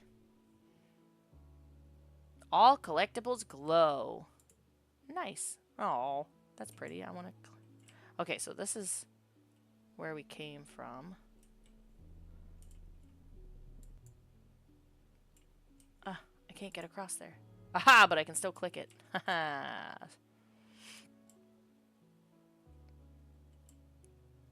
It's so sparkly out here. Drifts of spark snow make this area hard to pass through. Your feet keep sinking into it, and you have to work to get them free with every step. The only way forward here is through an especially deep area. Take a break and play in it. Shovel it out of the way. I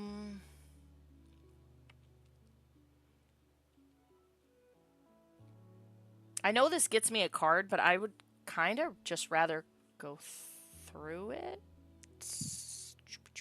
Let's just get the card. You make a snow buddy, or at least you try. The tiny blue crystals don't pack together very well, and the stuff quickly melts just from the heat of your body. The acidic snow gives you a hot, scratchy rash between your fingers. You probably should have worn gloves. Well, shit. Yes. Feel free. Tell me. Something creepy. You appraise your lumpy snow buddy. Looks a little sad. Maybe it just needs some accessories. With some twigs and grass and a weird kind of jelly you find seeping out of the ground, you give your buddy antlers and fur. You aren't sure what to call it, but you're proud all the same. Nice.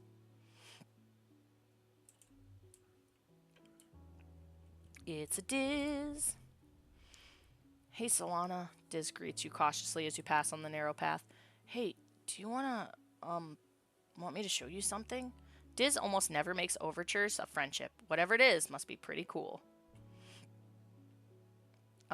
He's very quiet, so I'm afraid if I'm too boisterous, he's gonna get I don't know, not like me. So let's just nod quietly and follow him. You follow him for nearly half an hour. A couple times he stops to listen for something, then continues onward, tromping through the fields of broad-top mush trees and swaying antler ferns. After a while, you start to wonder if he's just lost. You're about to say something about it when he holds his hand up for silence and directs you to crawl under a huge mushroom. On the other side, you have a view down to one of the perfectly round ponds. Taking up most of it is an enormous Xeno, its legs deep underwater. It's a ball kneel, Diz tells you. They live in the swamps. You don't usually see them here. This one seems totally at home. It dips its long neck and even longer mouth into the pond, sucking up water from the bottom and spewing it out of a spout at the back of its head. The spray of beautiful turquoise water sparkles in the sun. Tiny, colorful, bird-like creatures dart around it, catching the tiny fish that come spraying out. Let's just watch it quietly. You enjoy the pretty scene together. Thanks, Diz. Well, it's about something that can happen in the epilogue that no one will see if they don't know how to work for it. Maybe more than 0.1% of people would want to avoid that. What?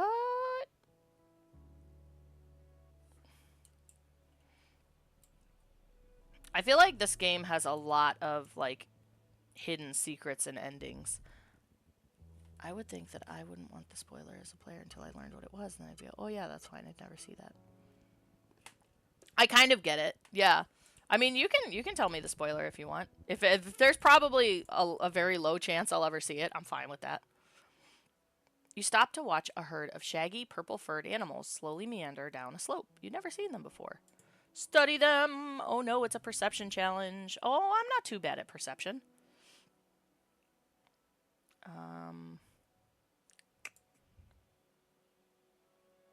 Oh, damn it.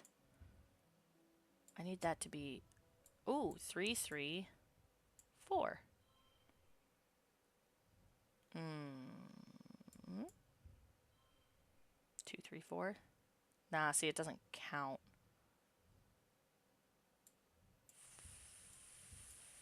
4, that's 14. That's 15. Let's go with 15. Utopia is romanceable in the epilogue if you behave very specifically throughout the game, which no one will ever do, and you're both alive, of course. Go to your friends list and look at her age. I knew she was younger because they talk about the fact that she's younger. She's 25. I mean, hopefully when we're older.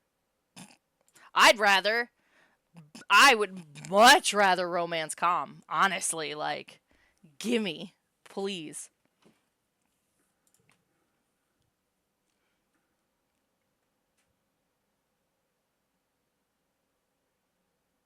I mean, yeah, we'd have to grow up a little bit. I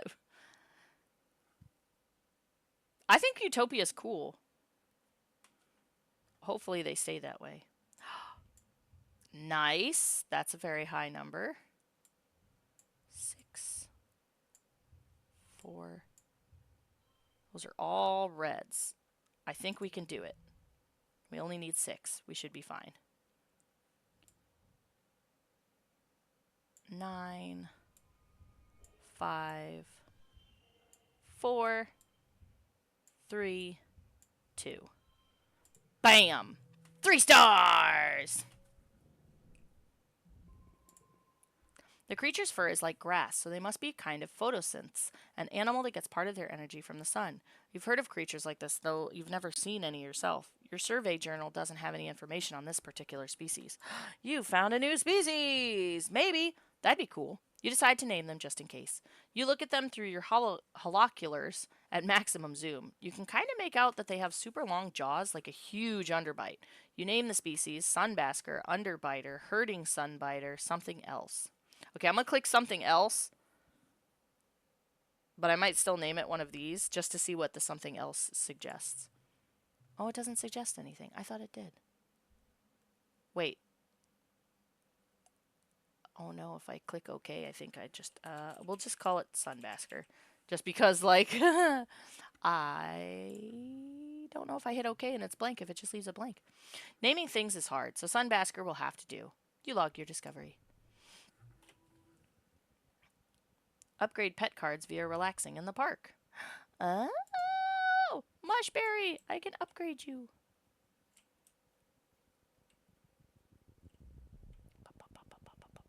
I like that sound. Spark snow is driving down and visibility is poor. You can barely see your hand in front of your face. Try to find your way.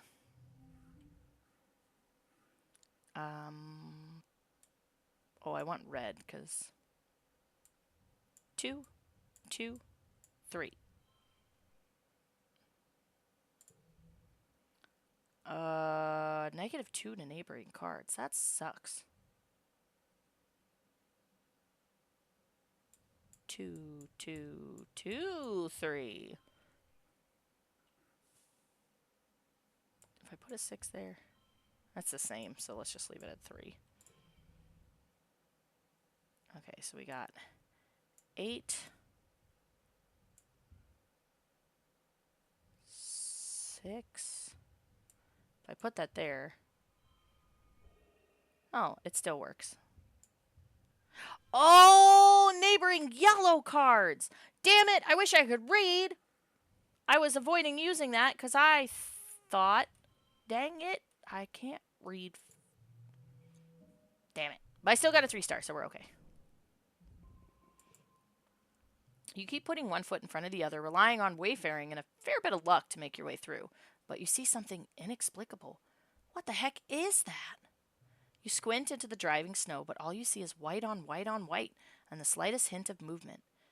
Doesn't even look corporeal, almost like a cloud, like the snow is coming from it. It's impossible to get a closer look. You pull your collar tighter against the storm and move on. I know that, but I thought it was just -2 to cards near it. I didn't realize it was -2 to yellow cards near it. I thought it was just any card, and that's why I'm a dumb.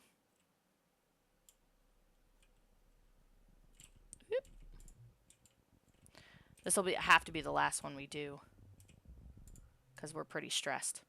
One of your jobs as a surveyor is to document the flora and fauna through photographs. You see a thing, a skittish flock of really long insects. Each one has 10 to 20 sets of wings, like long rods with knobbly bits at regular points. They're moving so fast, they're almost a blur. You got a camera built into your holopalm, but it's not equipped to capture difficult shots like this. You'll need to put in the work. Let's find a good angle. Because, well, I'm pretty decent with animals. I'm about as good with animals as I am at perception. So let's try to get close.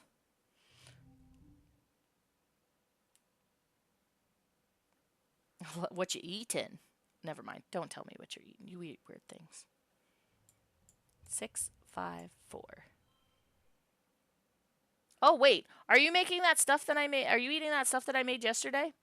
That I, like, used you and your family as guinea pigs for? Because I would never eat it. Wait. 2, 2, 3, 3. Good enough.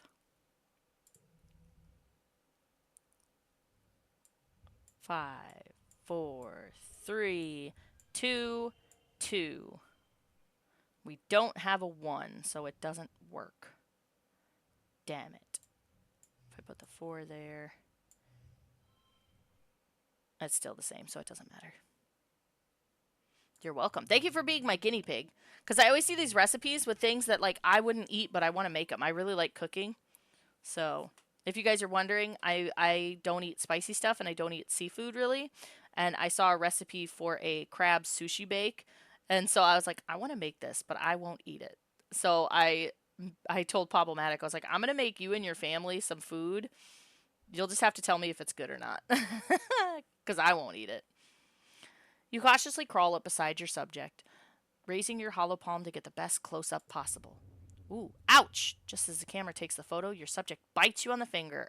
Oh, you hope it's not venomous. On the bright side, you got the shot. Well, that sucks. We got bit.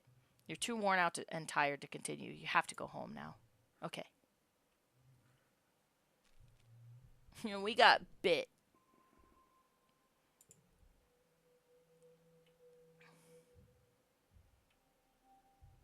It's early pollen. Anybody want to talk to us? I want to keep going on those adventures, but I want to still see what's going on with him and his little buddy. So we'll do this one today. Your dad was sniffling and sneezing pretty bad this morning. He collapsed around this time last year, so you've been feeling anxious about his health, especially now that the pollen is back. He's working hard in the fields, respirator hanging from his neck as he grunts and shovels in the dirt into a wheelbarrow. He sees you coming and stands up straight, coughing a little as he stretches his back. Hey, kiddo, what brings you out here? Dad, you have to wear your respirator. Your dad makes a blah, blah, blah motion with his hand. I do. Don't look at me like that. I'm just getting some fresh air. It's hard to breathe with that thing on. It's not fresh air. You're literally allergic to the air. What do you mean, fresh? I'm racing to get these pixie beans in the ground, he continues. We're all set to have a great harvest in time for Vertumnalia. He leans on his shovel, tucking one foot behind the other and rocking back and forth. Truth is, I've been working like a dog. I'd love to get out of here for a while. Hey, what do you say you and I go for a little walk, he says, brightening. I know you don't get outside the walls much either, but we could do a little nature walk. I study all the plants the foragers bring back, but I've never really seen them in the wild. You want to go outside? Sure, your dad says. People can want to try new things, right? Your mom doesn't see the draw, he continues, flipping his shovel up onto his shoulder and picking his way carefully out of the turned fields. She likes what she can control, you know, but there's a whole planet out there, and I want to go explore. He stops and doubles over, suddenly racked with coughing fit that makes him unable to speak. He tries a few times to catch his breath, but each time he just starts coughing harder. The pink pollen in the air swirls and eddies around you both. Father dearest, I will go on a walk with you, but you better goddamn wear your frickin' mask. 'Cause otherwise, you're going to die.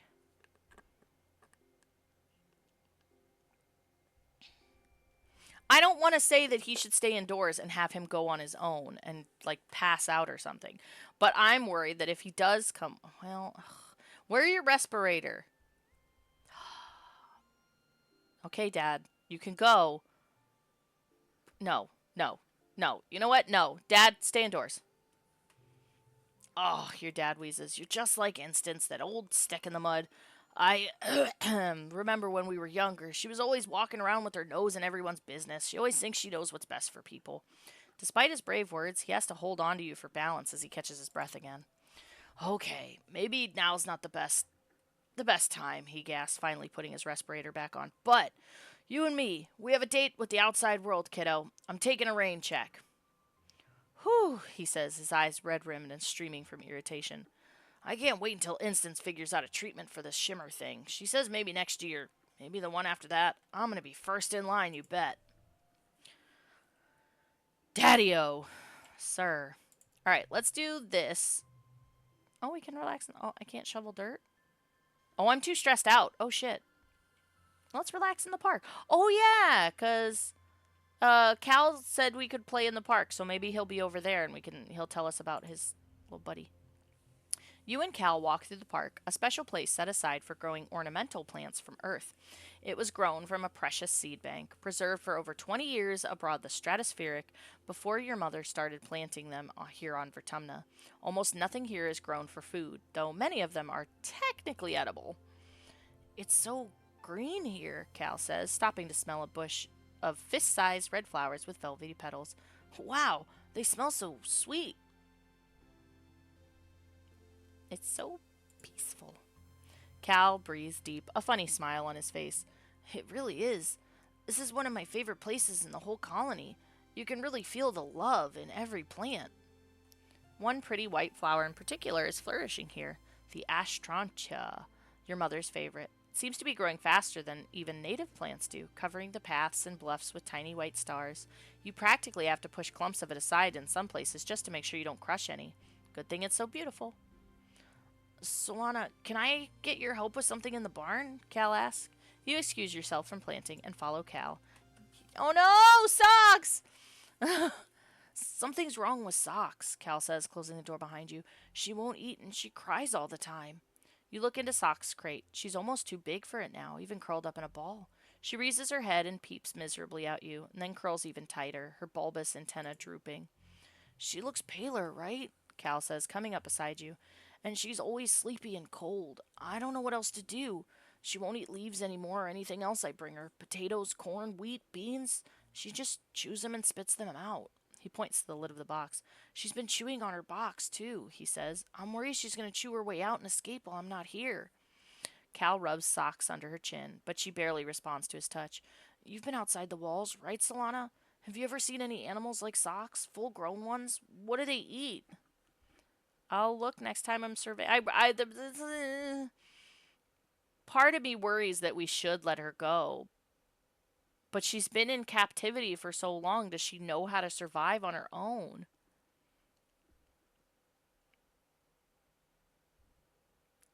I don't want her to die, but I feel like... I've never seen one in the wild, though.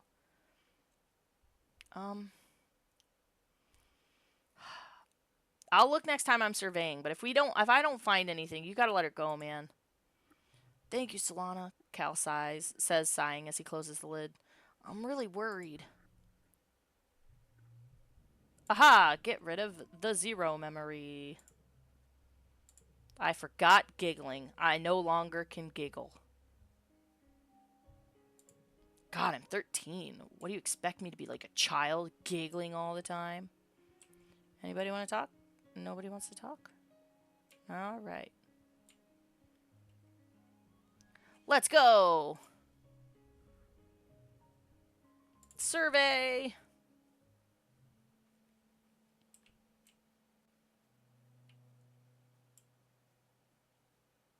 I can't cross over there. I have to go around. Yeah, I have to go all the way around. Oh. Quest here. You spy a creature that kind of reminds you of Cal's illicit pet, Socks. A dilly pillar, maybe? Except it's huge. really, really long, like as long as the stratospheric, enormous. Could it be the same? Oh, maybe she's crushed because she lives in that box so she can't grow the way she's supposed to. You aren't totally sure. You watch it using your holoculars. That word's going to trip me up every time. So far in the distance, it looks like a train crawling along one of the greatest cliffs along the Wrestling Ridge to the west. Crawls down the cliff face toward the Great Plains not far from you. Nah, run in there and get close. The dilly pillar totally ignored you. Up close, it seems even bigger, definitely longer than even a spaceship. It moves slowly, and you take care not to accidentally get in its way. It sniffs around the base of the cliff for a long time. The cliff is made of sparkling, iridescent rock, almost the same shimmer as the dilly pillar's scales. Pretty. As you're admiring it, the dilly pillar starts to eat the rocks?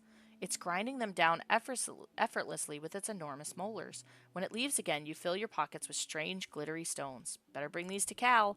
Yay! We can save his dilly pillar. Hopefully. Let's see what else we can find out here. Oh, what is that thing? Let's go this way first. That thing makes me a little... Oh, there's one over here, too. Alright, well, let's check this one out first. You almost bump into Diz. He's being so still and quiet, hunched over and looking down a little knoll. He shushes you and points. Don't scare them.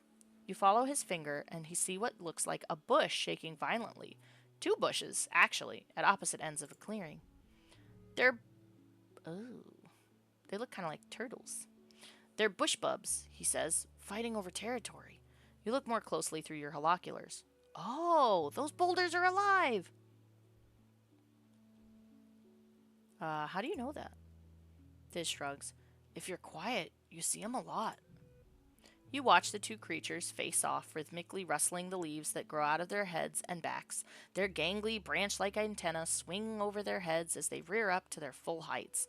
Even from afar away, they look imposing, like agile boulders. +2 to physical red card to the right. Nice! One goes, then the other. They watch each other carefully, alternating and repeating the other's motions, trying to outdo each other.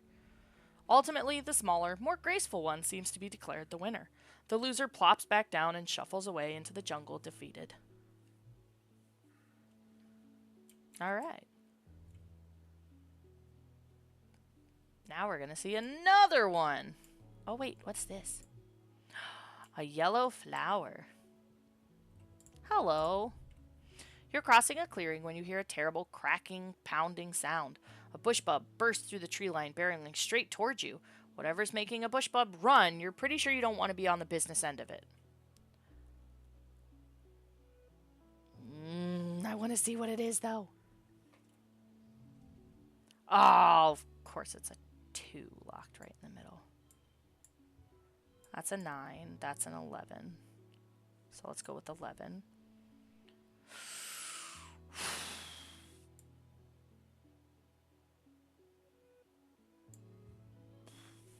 One, two sugar beans. 1, 2, 2, 2. Oh boy. That's 17. That's 15. I hate that that 2's stuck there. Okay, we're just gonna hope... Nope. We're just gonna hope we get something really good in the last one. I forgot that one is stuck there. Shit. 8, 5, 4, 3. We are just barely winning this. What if I move that there, that there? That's still the same. It's fine. We're winning. We're not winning by much, but we're not dying, so that's good. The creature pounds past you, its powerful stone-like gorilla arms smashing the ground. Doesn't even seem to see you. Goes around you without even looking at you. You look around, but there's no sign of whatever motivated the bushbub to run so fast. At least that's something to be grateful about. Dang, I thought we were going to see something cool. New perk! Draw an extra card at the start of challenge effect stacks. Cool. Let's go this way. It's a cloudy day. You hear the crash of thunder somewhere nearby. loud. Sounds like it's getting closer. Ooh. Suddenly, a massive, impossibly tall something punctures the low clouds and slams into the ground ahead of you. It's as tall as a skyscraper and a meter wide, covered with chitinous bone like an insect. You think it might be a leg? Another crashes down, then another. The creature's body must be up in the clouds, so high you can't see anything but the legs. The first leg lifts again and moves towards you. You're in shock. Your body simultaneously screams at you to stand still and run. Shit! I'm not good enough at perception. What am I at? Oh, 45. I'm 5 away from being smart enough. Hi, Mel! Better Naruto run. I'm going to stand still. I'm afraid if I running, sometimes it's smart to run. Does she do jutsus to kill you? No, I'm just kidding.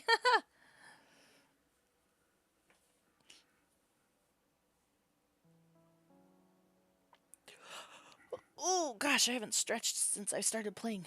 Ouch. I don't want to make it think I'm prey, so we're gonna stand still. You freeze up in terror, closing your eyes and standing perfectly still. Maybe it will just pass by? You can sense a shadow descending from above you. Something suddenly hits you from the left, and you're flung sideways off your feet. A moment later, one of the massive legs slammed right down where you'd been. Another second, and you'd have been flat as the grass underneath it. You look up at what hit you, but it or they is already gone, having saved your life. Who's this mysterious stranger? Mysterious stranger 2. I'm good. I'm really liking this game, so I'm super stoked.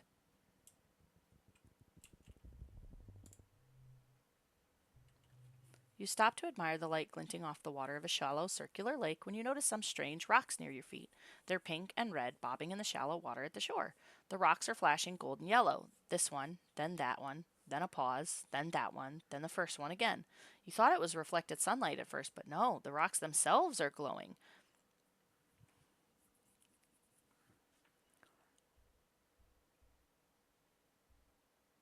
I'm going to repeat the pattern. You play a memory game with them, touching the stones in the pattern they give you. You feel emotions coming from the rocks: affection, interest, gratefulness. Somehow you understand. They like the contact.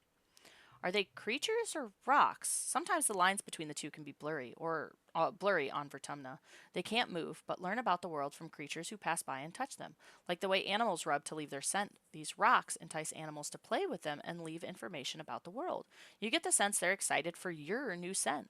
To what end, you don't know.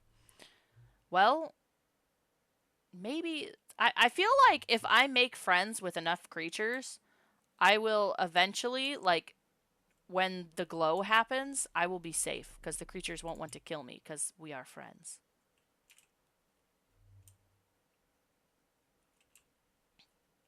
Oh, hey, another bush guy. What up, bush dude? Something big suddenly bursts out from the jungle and scampers across the path in front of you. It looks like a miniature landslide, bush-covered stone being pulled forward by powerful arms. It's a bush bub!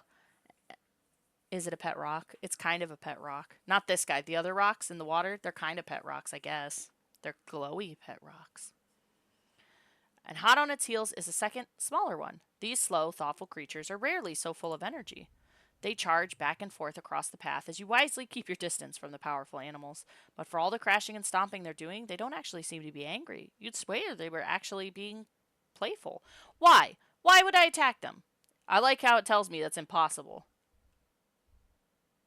I'll just watch them. They seem to be playing a game of tag. When the chaser catches up to the runner, they reverse roles. They do it with such gusto that the surrounding underbrush is completely crushed in a wide circle, an almost perfect circle. Then, all at once, the first one crouches down on the path and tucks its arm and head under the bushes on its back. You'd swear it was just a rock now. The second one circles the first several times, sniffing, then crouches in the same position. Now might be your chance to get past them. Nah, I'm gonna keep watching. We're supposed to be learning about these things. In perfect sync, the two creatures slowly stretch out and up, revealing their rocky bodies and reaching their surprisingly long necks up to the sky. They begin to shake their bushes and rattle their antlers in rhythm with each other as they stomp slowly around the clearing they've made. You think they're dancing. A perfect circle. Yeah, I thought the same thing. I was like, they said a perfect circle, and I was like, that was a band. They might still be a band. I haven't heard them since I was like in high school. I don't even know any of their song names. It was one of those things that a friend of mine would put on, and I just knew the band, but I knew none of the songs names or anything. Actually, I don't think they're dancing. I feel like this is probably a mating ritual. The intensity of the dance increases. They're both shaking their backs so hard that some of their branches and fruit are flying loose. Instinctively, you reach out to grab a piece of fruit. At that movement, the dancers shift and youch! One of them steps on your hand with the full force of its massive body. You let out a cry of pain and clutch your hand to your chest. Oh, that looks bad. The two creatures had been so intent on each other that they hadn't noticed you there. They're so startled and perhaps embarrassed that they take off running in opposite directions. Well, that was weird. Judas is the one that I love, but make damn sure I don't have any Christian friends in earshot. Uh-oh. Well, we have a broken hand. Probably not, actually, but... You're getting older. It's that magical time in your life full of discoveries and possibilities when children become adults and their bodies change in weird, wonderful, and often embarrassing ways. When you were younger, Congruence gave your class a frank presentation about preparing for the changes your bodies would experience in the next few years. Which part of the presentation was relevant to you? Menstruating? Voice changing? None of it. I'm like a doll down there.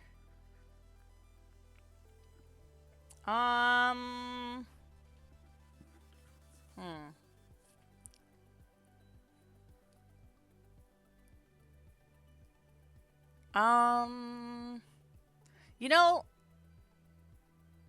honestly, I feel that this, for my playthrough, I feel like this character is more masculine. You and your friends giggled your way through Congruence's presentation and left with a new appreciation for the wonders of the human body. Puberty had felt like something that would happen so far in the future that it didn't apply to you. You put it out of your mind, even as you noticed Cal's voice began to drop, or Mars starting to dress differently. Until one morning you woke up and something feels different. Oh, do we get to age up now? You just know something's off as soon as you open your eyes. Things are, excuse me, what? Things are, squelchier than you expected them to be down there. You were having an exciting, oh no! You were having an exciting dream and then something happened, but you can barely remember it. You just want to close your eyes again. You remember Congruence's sexual education classes, and you're really not ready for their real-world practical applications. After a few minutes, you sigh and muster up the courage to look under the blankets. Yep, that's a thing. All guys in the chat, can you relate?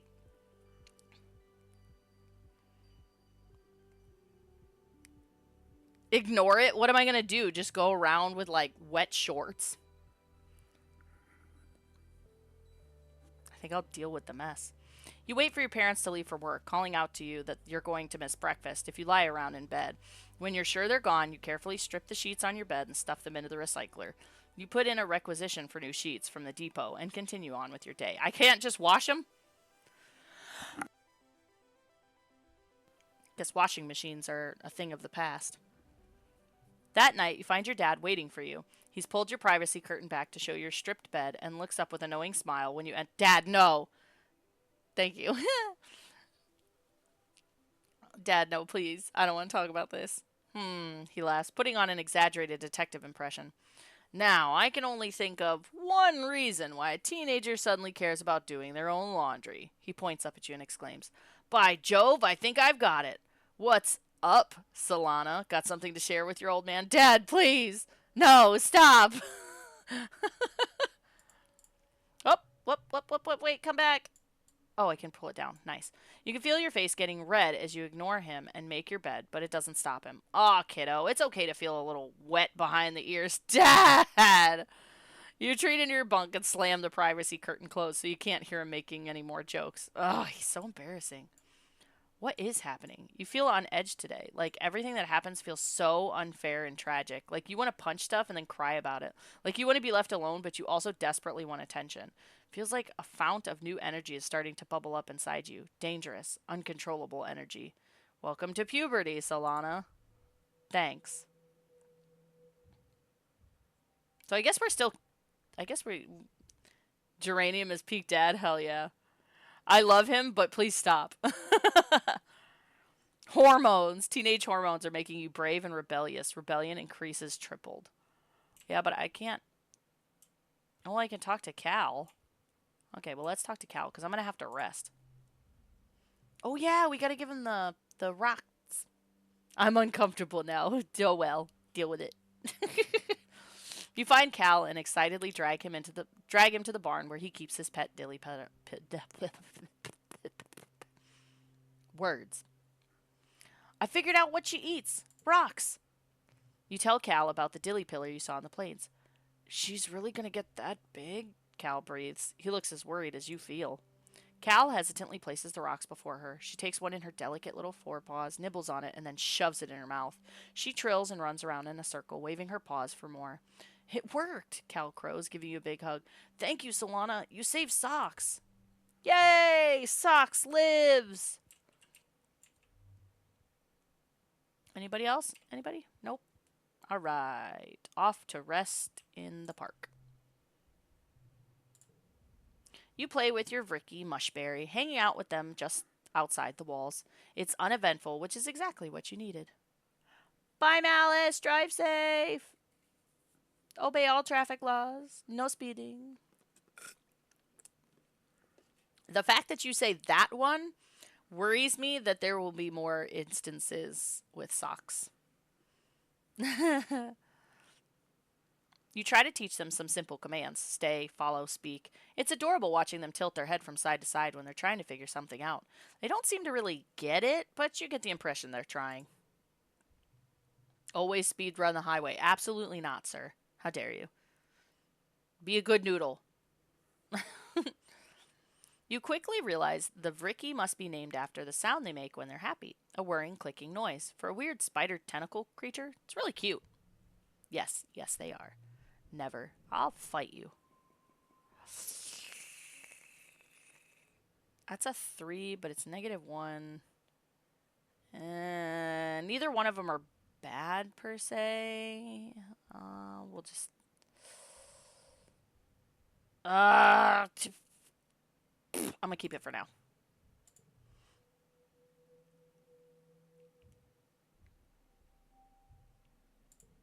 It's dust. All right. Now we're all happy again. Got no stress, no worries, but I still have teenager hormones. So let's go on an adventure.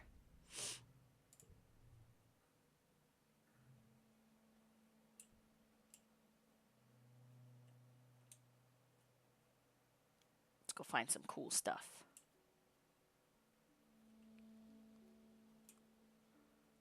Buzz. I could legitimately listen to the like music and sound effects of this game to fall asleep to. At least like right now. Dude, we're getting far out there.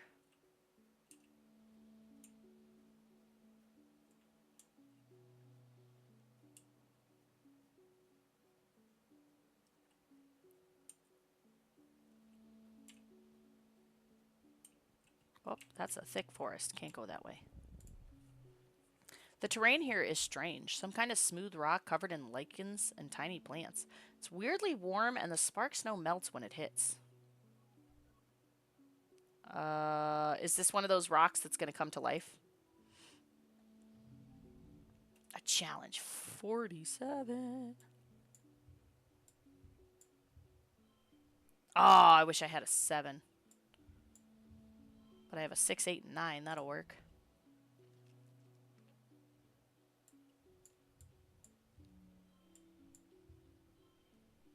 Oh, damn it. No matter what I put next to that, it's not going to be the right number. Wait. plus 2. I need a 5, but I don't... Oh, wait. Wait. No! Damn it.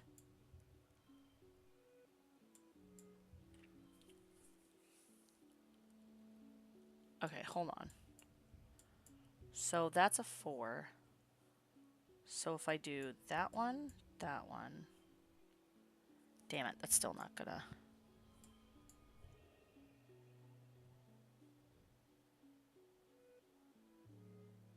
I mean, it works. It's always kind of like, if I move this one around, does that work better? So if that's 23, what was it the other way? 20? Okay, so that's better. But if I put a 5 there, that's only 22. Alright, fine. 23 it is. Oh, wait. Oh, I thought that was the last round. Duh, I'm dumb. 2. 5. 4. 4.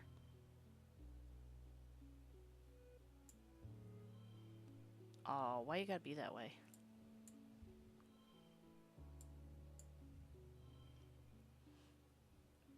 That makes 25. That makes 27.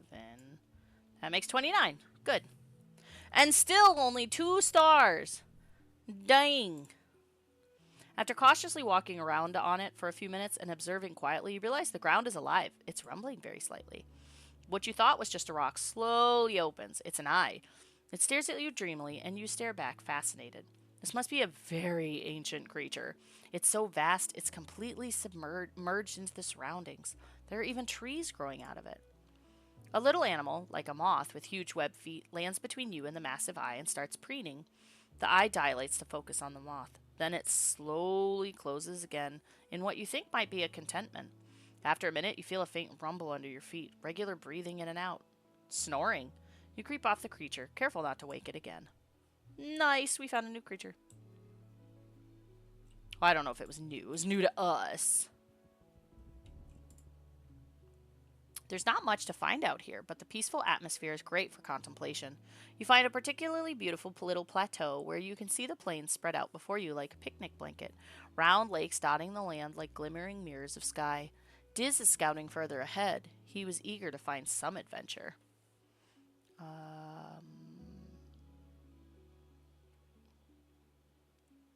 I'll catch up with Diz. There's no adventure where Diz is either. This is some peaceful territory right here. Boring. Sorry, Diz. Oh, if I would have relaxed, I probably would have been able to have less stress. A series of small circular pools chain together to form an impassable body of water. You don't see an obvious route through, though the path does continue off in the distance on the other side. Look for a place to cross. You need a 46. Card becomes 2. Shoot. Okay, well, I guess I'll just put a 2 there. Oh, wait. 2, 2, 2. Minus 5. Oh, because 2, 3, 2? That becomes a 7. So that's 15. That's 14. Okay, let's do it that way. Oh, I hate that stays a 2. Ooh, but that gets plus 2? No, it doesn't. Not really. 2, 3, 4. If I put a 4 there, it gains... It stays a 4. What if I put a 6 there?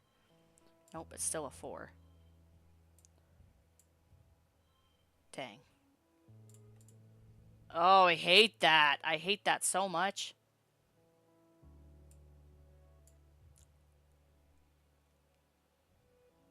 I pretty much have to put a 2 there.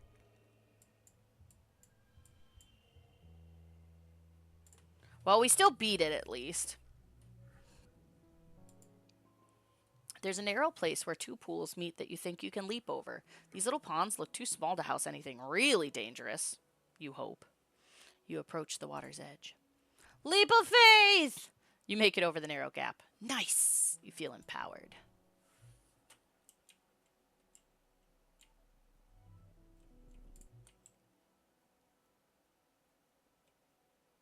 Dude, we are so far out at this point.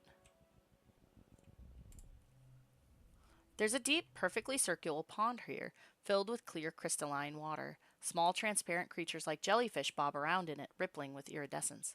Diz is with you, and in a characteristically bad mood, despite the jaw-dropping beauty of your surroundings, he plops grumpily down on the bluff to watch the water.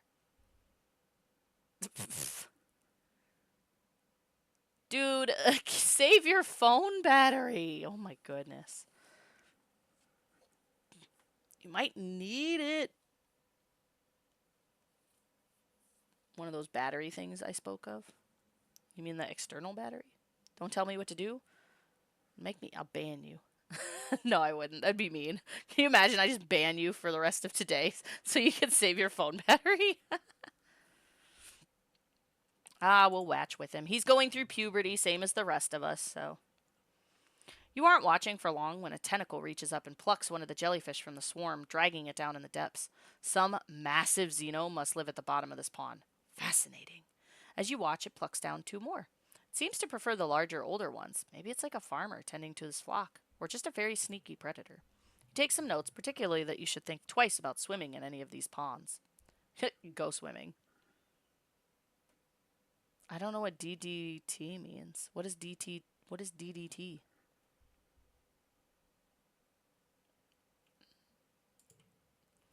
You're too busy to watch a boring old pool, and you've been warned to stay away from the water anyway. Diz sighs and gets back up to follow you. Good. I was kind of worried he was gonna...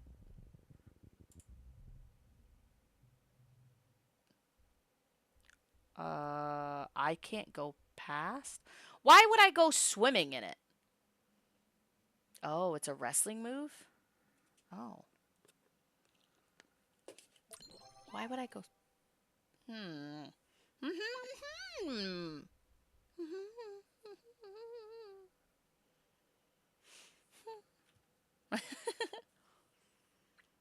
And... Are you banking it, or would you like to use it? I don't even remember what we're up to. I hope you do. You're banking it. I'm too high. I was gonna say I'm too high. No, you're too high. I can't even remember what the numbers are at this point. It's so relaxing. You take off your shoes and soak your feet in the water. You're dozing off until a tentacle grabs your ankle and pulls you into the pool. You flail your arms, fighting the gentle pull of the tentacle. Diz watches from the shoreline. You think he's frozen in shock, but when you call for help, he only frowns in thought. Diz, help! He probably wants to watch me die. Diz moves closer to the pool. Panic doesn't help, he mutters. Calm down. Just calm down, see? You stop flailing and the tentacle stops pulling. See, it's not pulling you under, it's just checking you out. After a while, the tentacle releases you and disappears into the depths. Diz helps fish you out of the deceptively deep pool and helps wring out your clothes. I thought I was going to die, but I'm not going to call him stupid. He helped me. Are they at the disco? No. They're on an alien planet. 8? Jesus Christ. Don't do that again, Diz says, sounding furious, actually. If you drowned in there, it would have been my fault. Don't ever do that again. You realize he's upset because he cares about you in his way. You mumble, thank you, and grab a towel to dry off. But hey, we're not as stressed anymore. Really? That's it? That's all we can find now? We have officially searched everything? Bummer! Oh my god. I chimed in with the haven't you people ever heard of? Closing the goddamn door, no.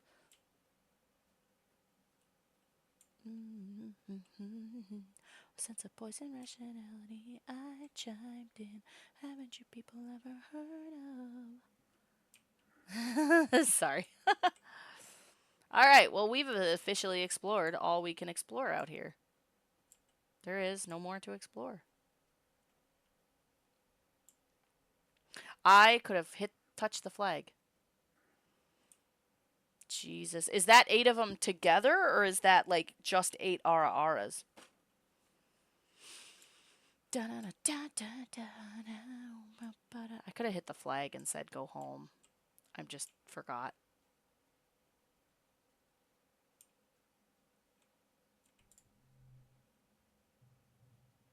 Go home, I guess.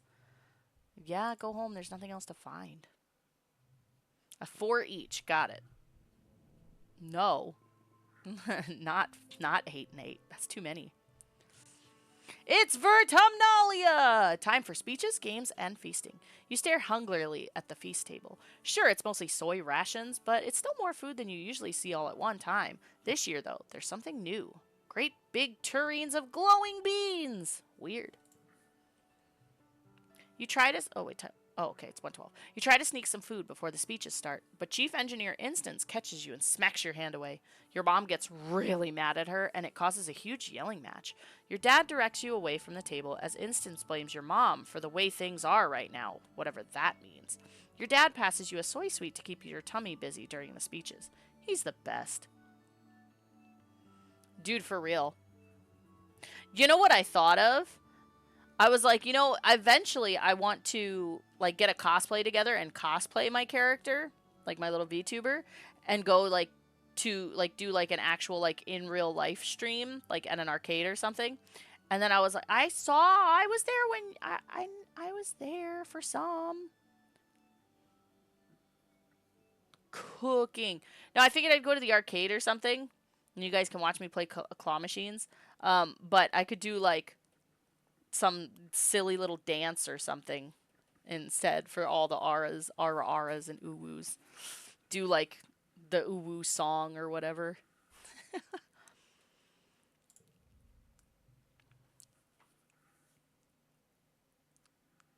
my kitchen isn't big enough for me to do a cooking stream. I have like a shoulder's width of counter space. That's it. Good idea. I feel like she should do something on stream right now for my birthday. Like what? What like what do you I mean, I'm kind of limited as a VTuber. What do you want me to do for your birthday? Play the ocarina? Dude, I only know a little bit. I only know Ow! I dropped Inuyasha. I only know basically what I played last time is about all I know. I got to move my mic way far away from my mouth or it'll blow out my microphone.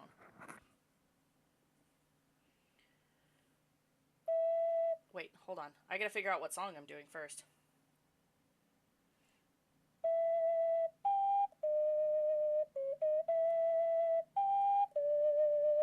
That's about all I know, because I can never do 9. 9 sounds terrible.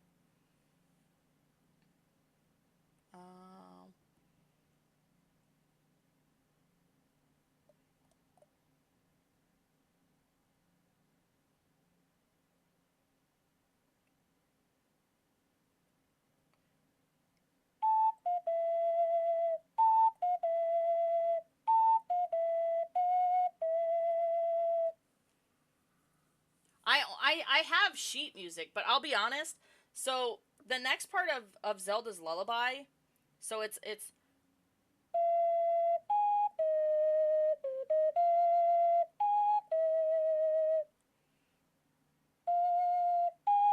and then it's 9, which never sounds good. I'm literally holding it exactly the way I should, but it's so shrill.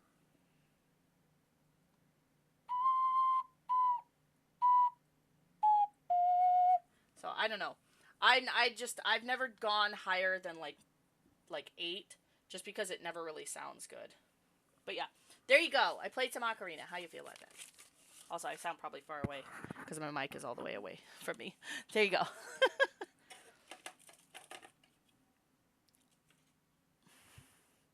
I need a different, I don't know. Maybe I'll get a different ocarina at con this year. I'll get one that's actually like, what is Link's? Is his a 10 hole? 12 hole? I'm not sure. I think mine's a 10. Mine's a 10 hole. But I don't know what Link's actual one is. I know they sell ones that look exactly like his, but I don't remember. Governor Udicott takes the stage and manages to calm everyone down. Welcome, everyone, to our fourth Vertumnalia celebration. He's got at least 5 holes. Ayo, she says, speaking through a maxophoner. Her voice has been getting weaker lately and can't reach across the square the way it used to. I'm proud, as always, to stand before you as your governor and to celebrate another year of peace and prosperity on this beautiful planet. Udicott steps aside, wobbling a little as she walks, leaving Seek to complete the annual formalities. Your mom steps forward. This year's feast includes a new glow-in-the-dark food. Pixie beans are our first domesticated Vertumna crop. The crowd applauds and your mom raises her hands. Credit goes to Geranium. He insisted we dedicate a third of our fields to them. So you'll also have him to thank for the light show in your toilets tonight. A smattering of laughter ripples through the crowd. Your dad chuckles nervously. Your mom's smile fades. As you know, we lost our hydroponics and microbial soil during the wormhole accident, she says. These pixie beans will make up for losses we've faced with our earth crops. Udicott's weedy voice rattles through the maxophoner. Thank you, everyone! Let's get on with the games! The crowd packs away with the chairs as the children gather in the square. Which competition do you take part in? Well, I can only do one. Calm, I love you, directs your attention to this year's edition. A cloth-covered mountain as tall as 4 adults, studded with mysterious protrusions. He pulls it back to reveal, the Tower of Terror, he announces with a flourish. Test your courage with 3 stories of ladder climbs, followed by a death-defying leap of faith onto the poof shroom mats. You, Anemone, and Cal take in the majesty of the Tower of Terror. Both of them are hooting and pumping their fists, absolutely bonkers about jumping from 3 stories. You'll all still be doing the wrestling, agility, and accuracy portions of the course, but clearly this is the winner by popular vote. How about you? Are you ready? I have no choice but to be. 59, my God.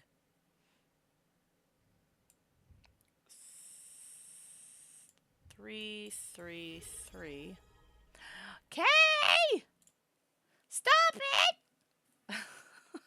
Thank you, Kay, for the 500 bits. Why? Hootin' and pumping. Ah, I see. Hootin' and pumping. Hootin' and hollering. I've never heard it say hootin' and pumping. I've only heard hootin' and hollering. Thank you, Kay. Oh, those were supposed to be all 3s. I sound like Toad. What? What do you mean I sound like Toad?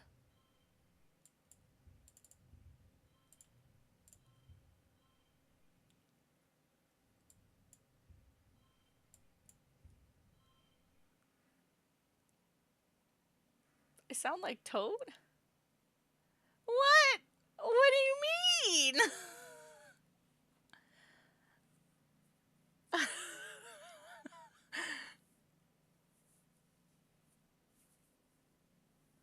Did I sound like Toad when I said that? I'm sorry. Oh, man. Well, something just came up. I have to leave. Oh, my gosh. God damn it.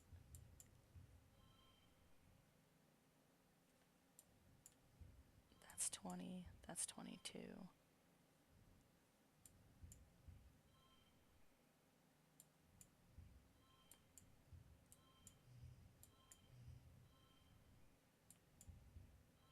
Two, three, four, five. That's 17. Is that better than what we had? In a cute way? Oh, God. There is no cute way to sound like Toad. Oh, it's because that... What? Oh, shoot. 2, 3, 4, 5. 24. Sounds good. Toads are cute. You can't see me puffing out my cheeks. I don't know why I just did that. 8. Plus 10 stress at the end of the round. God damn. Can I make this without that card? 2. 4. 5. 2. 2. I can. Good. You know, someday, Once I get my actual, like, my specific character VTuber, and I get, like, an iPhone, I can do that. That's the thing you can do with some VTubers is you get the cheek puff. Right now I'm just making faces and you can't even tell. I win! You blow through the obstacle course, the basket shooting and the bot wrestling with ease, and you arrive at the base of the Tower of Terror with a determined gleam in your eye. Hey, I got another 5-star card. You scale it easily, of course. It's only ladders. Sure, it's really high ladders and a huge jump, but you just close your eyes and pretend you're jumping into a great big vat of pudding. Com awards you first place in the quadrathlon. Congratulations. Finally, it's time for the feast. I'm hungry. I'm actually hungry. I'm going to make a salad later. The pixie beans are a hit. Your parents keep touting their many benefits. They grow well here, they're super nutritious, they taste great, they're really versatile, and kids love their bright multicolored glow. You sullenly shove your pixie bean everything around on your plate. You don't even want to eat them anymore. Stupid beans, stupid feast, stupid games, stupid everyone. Every time someone turns to talk to you, especially about how great these beans are and how great your parents are for growing them, you just get more irritated. They're just beans. It's like they love these beans more than they love you. You're probably just hungry. Yeah, just eat your beans. You're hangry. You and your teenage hormones. You want to rebel against these stupid beans, but the truth is, you're too hungry to resist. You count backwards from 10 to calm yourself down so you don't blow up at your mom. Why is she smiling all the time? Ugh. You settle on glowering at her over your plate of glowing beans. She notices, but she purses her lips and turns away from you to talk to someone else. Rude.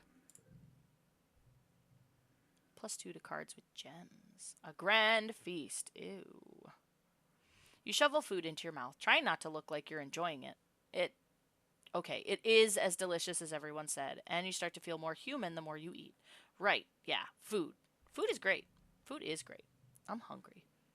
You do feel better after you eat something. Everyone's in high spirits after dinner, breaking off into little groups to talk or make music together as the sky darkens for the shortest night of the year. You feel your mood improve by the minute as your friends pull you into a fun, rhythmic clapping game. As your irritation fades, you wonder if this is what congruence meant when she warned you that your hormones would make you feel out of control sometimes. When you go back to your quarters to get ready for bed, your dad gives you a big hug. It's exactly what you needed.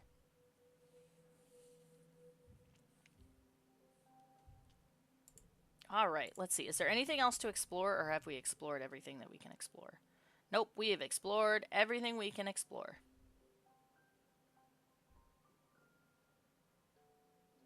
Oh, but we can actually go outside on our own and explore. All right. Oh, what do you want? Utopia is working near the gates. This area has been deemed safe enough for kids to go for a hike so long as you're back before dark and never go out during glow. There ain't a lot to see out there, she says. A logging camp, a few fields, some nice lookouts. You've been out here before, but that was when you weren't supposed to. So you let her give you her advice anyway. A wood! Keep your eyes peeled for useful things, like that there mushwood log. She points to a light, sturdy piece of wood by the side of the road. Lumber carrier might have dropped it. It's fairly safe out there, but but that don't mean totally safe, she cautions. Don't go too far, and if you see anything, Jesus Christ, I can't read. If you see anything what scares you, you run like heck and make a ton of noise. She helps tighten the straps of your backpack. What you hoping to see out there, sweets? I'm just checking things out. Right on, Utopia says, patting you on the back. Spoken like a true explorer. Keep your eyes and ears open. You might learn something. Things go pretty wild out there, she continues. If you picked a place clean, give it a year. Bet it'll look like you were never there at all. You got it, ma'am. Now let me explore. Ahead of you, the road curves right, and there's a steep hill. We did this once before. But we didn't... Okay, we're not as far to the camp, so maybe we'll push the rock down the hill this time. There comes a time in every childhood that one must take life by the horns and just push the rock. You shove it with all your might, digging your toes into the ground and leaning in. The rock starts to slide, and suddenly it's off with a satisfying lurch, catapulting down the hill. Rolling faster and faster, crashing through the bushes, and oh, damn, your pack. Rock just rolled right over it. What is that? You make your way back down the hill to retrieve your bag, now completely destroyed along with all its contents. Ah, shoot. You're going to have a hard time explaining this one to your parents, and you're going to need a new pack. Dang it, I was right the first time that I shouldn't push the rock. Suspiciously regular mound of dirt. Maybe something is buried there? Could be dangerous, though. Poke it with a stick. Cautiously break off a branch and prod the suspicious mound, watching closely for signs of movement. Nothing. You poke further and discover it's in fact just a regular pile of dirt. Nothing more.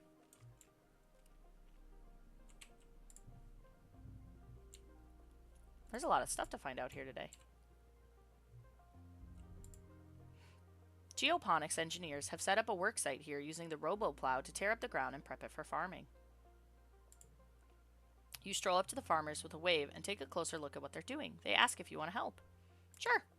Why not? Might as well.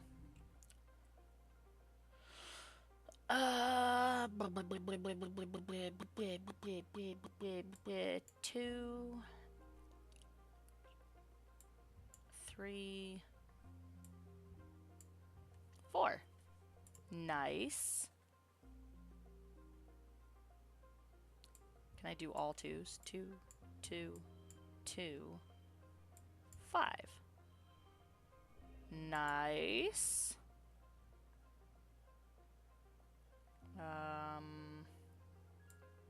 9, 5. Wait. Aw, dang. Okay, so if that's a 5, plus 2 cards with lower values. I don't have a 6. Oh, that makes that a 10. But it gives me 10 stress. I don't know if I like that one.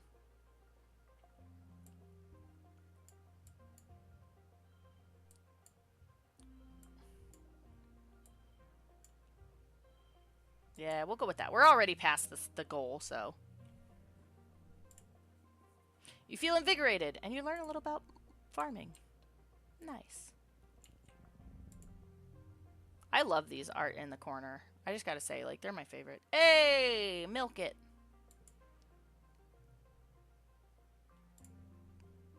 Okay, so some of these are gonna be the same, it seems. Oh, wait, that's in the middle of nowhere. Why is that there?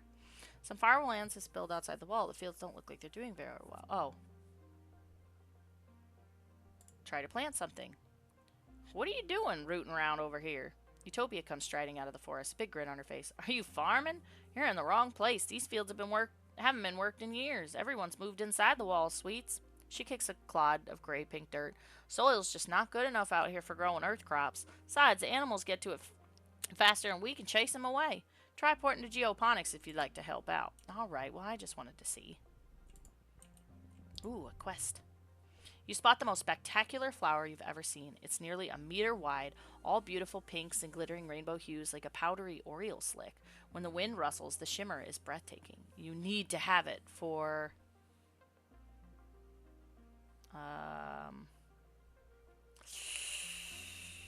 I want to say my mother's garden, but I know better than to touch it, apparently. Smart. You resist the flower's allure. Nice. You're too worn out and tired to continue. You have to go home now. Okay, we'll go home now. We're getting really high friendship with Diz just because we're going out and exploring. We've pretty much not seen him, but... Does anybody want to talk? Oh, Anemone does. We haven't talked to you in a while. You and Anemone are playing in the garrison yard with sticks, chasing each other around and pretending to be sword fighting. The adults training nearby are patient with you as long as you don't get near the target dummies, but sometimes you stray too close. Watch out, Annie, one of the security personnel calls out as Anemone bumps into her. You kids stay behind the fences, okay? It's Anemone, she retorts as you both retreat to a safe distance. Anemone throws her stick to the ground and pouts. Just because everyone else shortens their name, it doesn't mean I have to do it. I like being Anemone. But having a nickname is kind of cool and mysterious. Like having a call sign, you know? What would you call me, Solana? How about Nem? Nem tilts her head.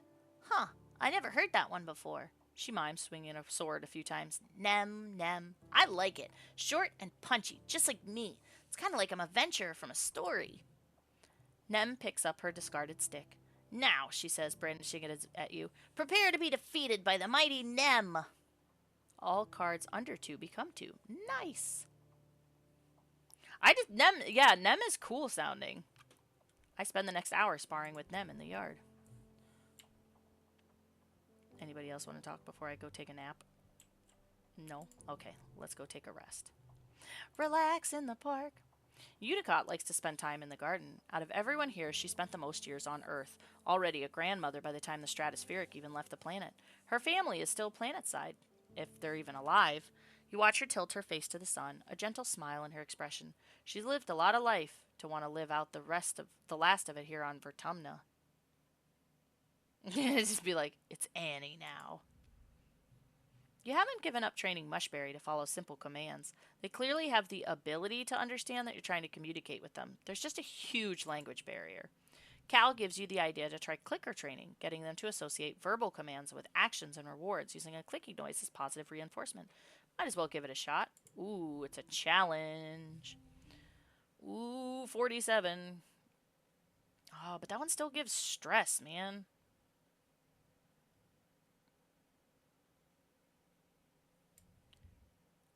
Four. That gives me -1, though. 3, 4, 5. That's pretty good. That one's going to give me stress, and I'm already stressed to max, so I don't know what happens if I go higher in stress.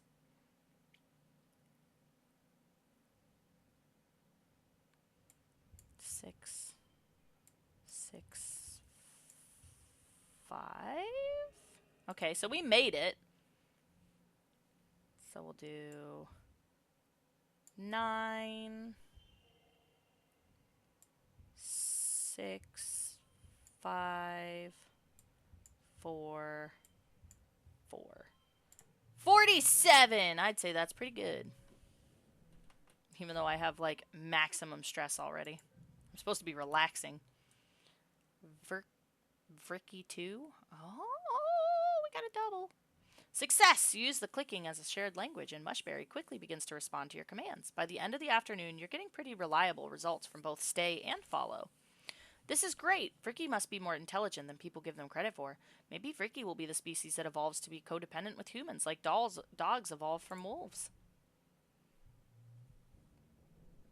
Ooh. Let's get rid of... This one, I've used this one quite a bit, though. Dang, but I'm getting a lot of cards. I have a lot of 5s and 4s. I want to get rid of that one. And probably that one. I don't have a lot of blues, so maybe I'll keep that. Granted, I don't really need a lot of blues because I don't use a lot of blues, but we'll hold on to these ones.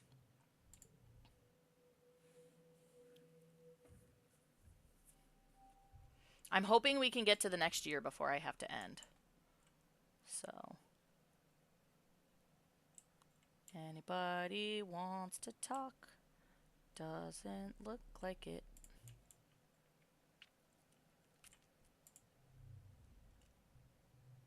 Okay, so that's what I thought. Alright, hi Diz. I'm gonna go out and explore.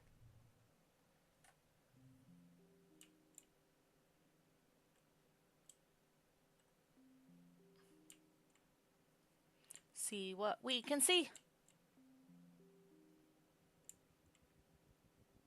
Nothing there. Stop for lunch, eating an earth treat grown from your own greenhouse. A watermelon, nice and sweet like a more solid potato pod. You munch away, spitting out the seeds. Nah, I'll just relax. You sit back and enjoy your midday rest in the beautiful surroundings. I should have spit seeds because I'm already as relaxed as can be. Hey, a Hopeye. Hopeye is acting really strange. It won't let you pass. Oh, I already know this one. But we're going to play the card game to make sure we know. It's because there's babies.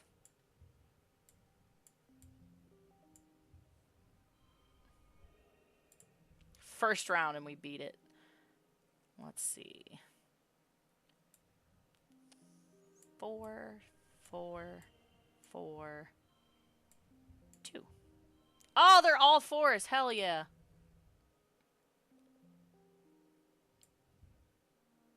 6. Well, I guess we'll do 2, 3, 6, 2, 2. With only 1 star. Dang. What a bummer.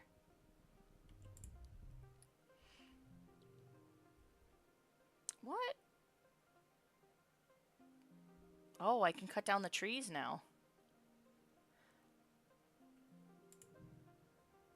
You spend the day cutting down mush trees. They're so light even before they fully dried out. You drag them towards the loggy camp where you're congratulated for your efforts. Before I couldn't cut them down. I don't think I was strong enough. Ooh, this one's new. You pause in your tracks, hearing a terrifying sound. You strain to listen. Is it manticores roaring in the distance, or something even more dangerous? Or is it crickets?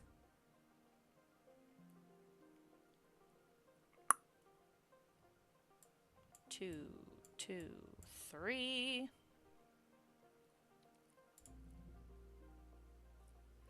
1,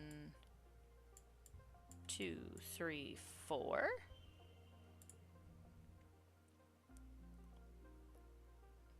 1, 2, 3, 4, 5. Ah! Dang, 35. Wow, that's high. Does it do anything to get all the stars? You don't back down, though it takes energy to keep walking toward the roar as you hear it again and again, getting louder and louder. It's not a manticore, it's a little fluff of a creature all puffed up with the effort of roaring, its voice amplified by a hollow log. It sounds just like a manticore, though. What a weird survival feature. Probably intimidates a lot of predators.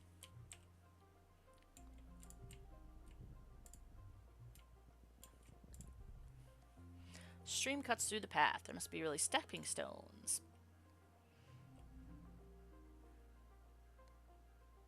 Oh, maybe. I don't remember.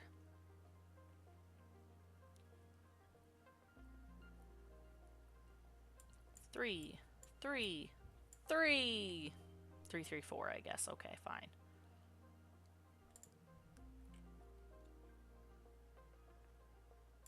One, 2, 4, 5? Or same number.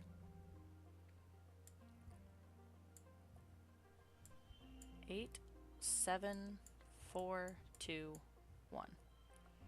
3, 4, 6, 7, 8. So close. Ah! We got 3 stars. Oh, yeah. So, wow, I got 4 kudos from best score. No enhancement perk popular. Okay, so you get kudos for it. I guess. You bravely fall in and get wet. You flounder towards the other side, soaked but victorious. Well, that's not fair. I won the roll. Why did I still get wet? This planet is full of all sorts of bugs. Little wrigglers, hopping beetles, shining creepers, and snaily things. Oh my. You crouch in the long grasses and explore a square meter in great detail. There's so much to see. You don't even know what any of these things are. They might not even have names yet. Touch one. Touch one. Ew, you touched it. You're too worn out and tired to go. Continue. You have to go home now. Okay. Ew.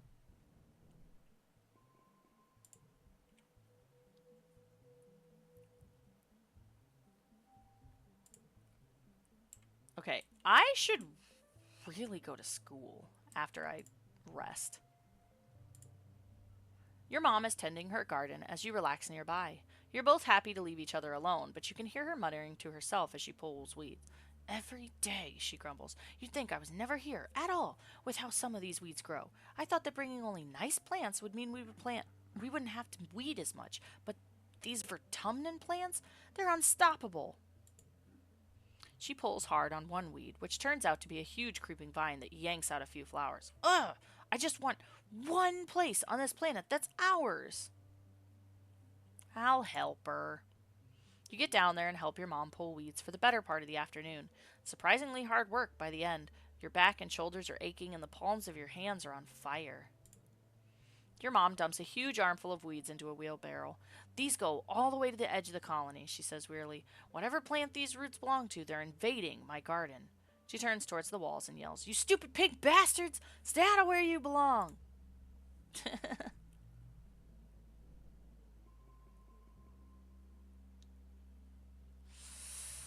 Let's forget a stress cry. That's just a sad memory in general anyway.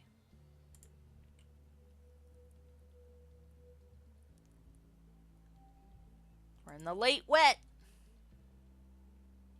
Let's spend it... Anybody want to talk? Nope, nobody wants to talk. Let's spend it learning. We need to learn something. We have terrible organizing, not great reasoning, engineering. Let's go ahead and earn some reasoning.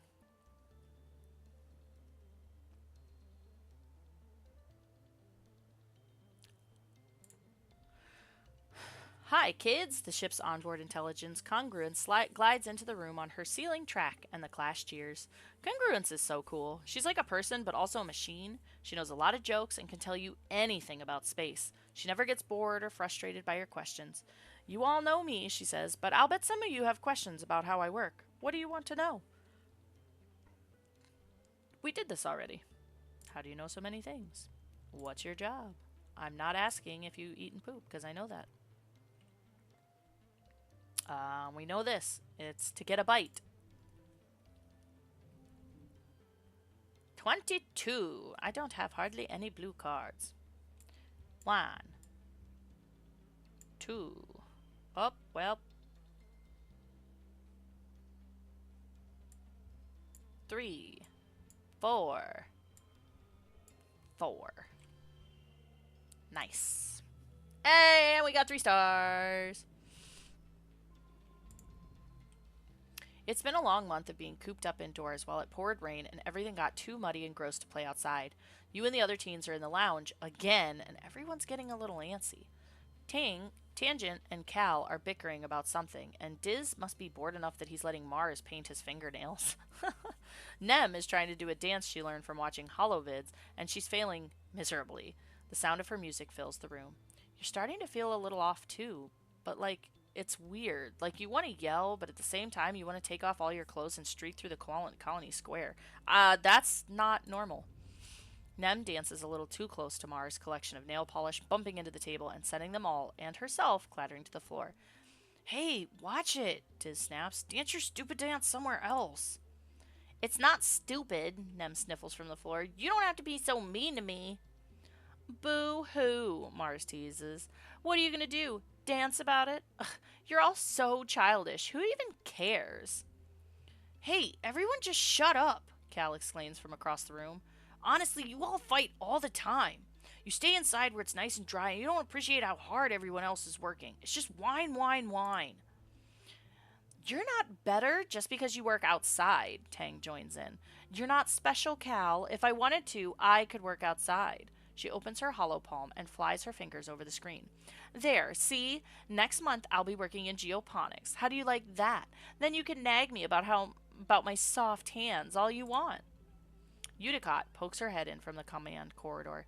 Children, keep it down. We can hear you all the way from the bridge. Everyone goes quiet for about a second and then explodes into arguing again. Udicott throws her hands in the air and retreats down the hallway in defeat. Yeah, fight, fight, fight. Everyone just shut up. Everyone ignores you and keeps squabbling. Mars chases Cal and everyone else chases her, and somehow you all end up in the classroom. Suddenly, Mars shouts, Okay, everyone, everyone! She claps her hands. 1, 2, 3, look at me. Everyone, shut up. Everyone stops arguing and looks at Mars in shock. I have an idea, she says. We should decorate the classroom. No one seems excited by this prospect until she adds, with toilet paper? Come on, it'll be pretty. Now everyone's on board. You can feel yourself getting excited too. This is so naughty. You might get in trouble, but who cares? You're having fun. We're in so much trouble. But at least we're going to have fun. You split the classroom in half and break up into 2 teams, and whoever completely covers their half first is the winner. Everyone agrees readily, even Cal, and he hates competitions.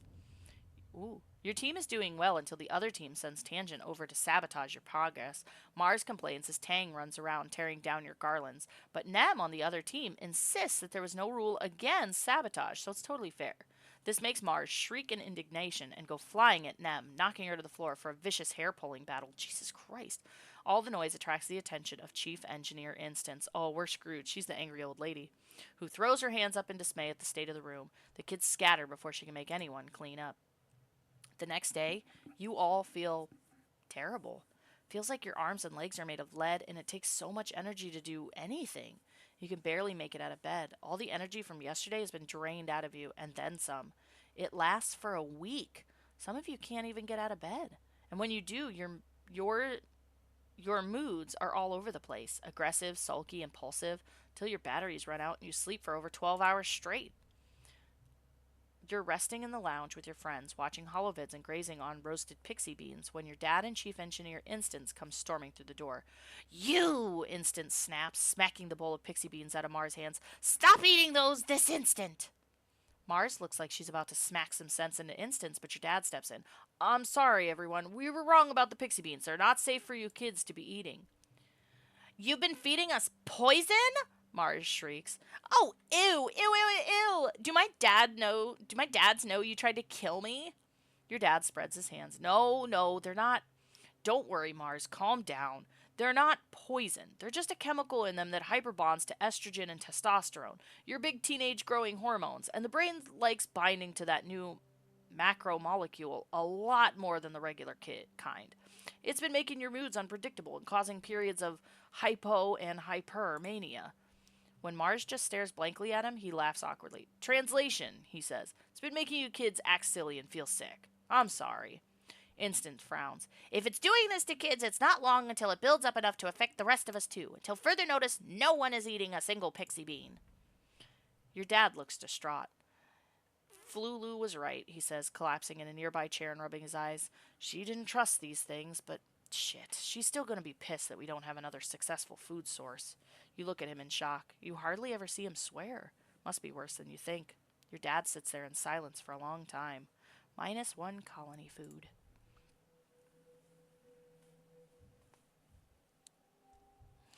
It's glow time. Ooh, you're glowing. Anybody wanna talk? Doesn't look like it. Doors are closed. What's up, mama?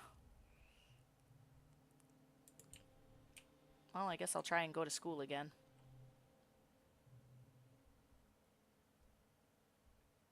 Is it engineering that gives me reasoning? Yes. You see a notice on the engineering HoloWeb. Chief Engineer Instance needs someone to help with after-school tutoring. Literally anyone who isn't a complete idiot will do because she's desperate. Please apply. Well, I'm apparently a complete idiot because I can't do it. You can't very well teach others until you learn the material yourself. That's true. Oh, damn it. Frickin' locked cards. I hate them.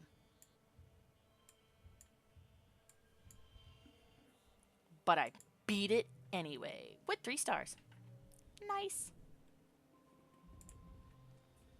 Oh goodness, it's 2:12 already. Another year, another glow. Everyone's pretty sure there's going to be an attack this year, so the colony is on high alert. You're collecting glow flies in the geoponics gardens with Cal and Nem. Oh, please don't make them split up, and I have to choose which one's going to live or die. When the sirens begin to wail, you all stop what you're doing and look at each other nervously. Your parents run off to help defend the farms, telling you to get inside the greenhouses and stay quiet. Nem declares she's going to the walls to watch the soldiers fight. She knows a good spot. Oh, no. Oh, no. Oh, God. I don't want to watch from the walls. I'm going to help defend the gates. I'm like freaking strong as hell, so, and I know animals. So, I'm just sucky at combat for some reason. Oh, with weapons, okay. Help defend the gates! You scramble down from the walls and are immediately faced with a seething wall of hop eyes. You kind of thought there were only a handful of these usually peaceful creatures in previous years, but there's swarms of them now. And not just hop eyes. Once your eyes adjust to the chaos, you can see large creatures that look like walking bushes. Yeah, we see those. These wild centipede looking things with long spider legs, and at least one giant, many eyed thing that's hovering clear off the ground, defying gravity.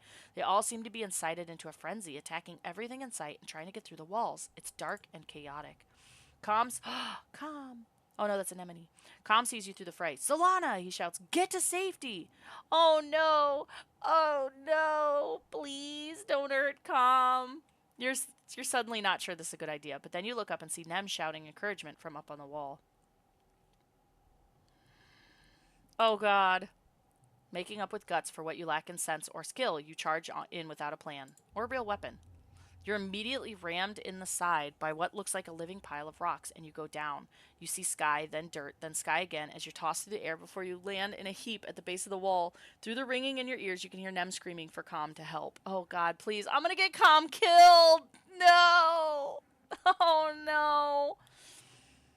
You stumble to your feet, body vibrating with adrenaline. You can feel blood trickling over your face, and it hurts like someone stabbing you in the chest when you breathe. Calm runs over and sends bolts of energy coursing from his stun gloves to the creature, but being mostly compromised of rock, it seems unfazed. It does, however, swing its head to look at him, giving you a chance to flee. It's impossible! It's impossible! It's telling me it's impossible! I'm gonna get Calm killed! Oh, he is. That's exactly what's gonna happen. Oh. Damn it. Okay. Okay, hold on. Hold on. I'm gonna save scum this. I'm going to save scum it. We're going to try. It says it's impossible. Oh my god, it's impossible. Okay, we can do this. Wait, okay, so if we do 3, 3, and 3. So if we do 3, 4, 6. What if I do 3, 6... Nope, that's 4, 6, 6, so that's 17. Oh, man, I'm worried for Calm. I really don't want him to die. I really like him. Okay, so that's... What if I put this one in the middle? That's 17. It's still 17 no matter which way I do this, so... If I put that one there, that's still 17.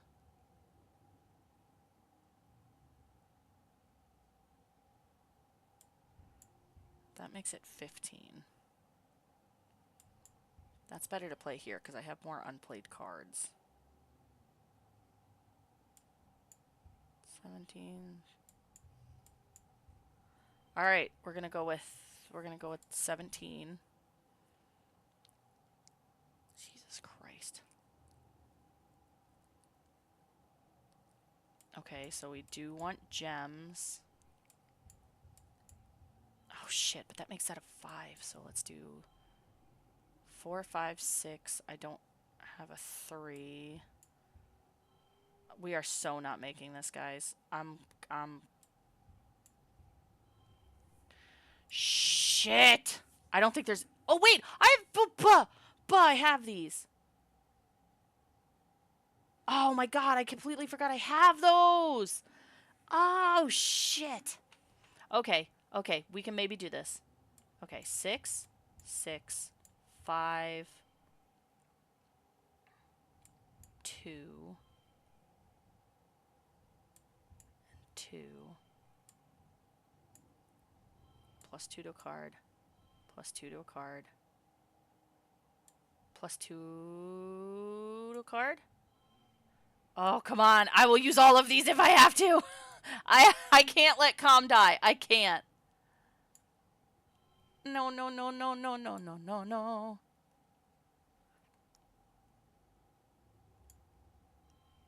Why is it literally not letting me? Oh my god. Oh, oh. I could not let Calm die. I love him. He's not romanceable, I don't think, but I love him. Your broken body is leaking like a garden hose, but somehow, the game is like, you motherfucker. You manage to improvise a spear out of a bit of rebar from the ever-present construction and throw yourself at the gargantuan creature.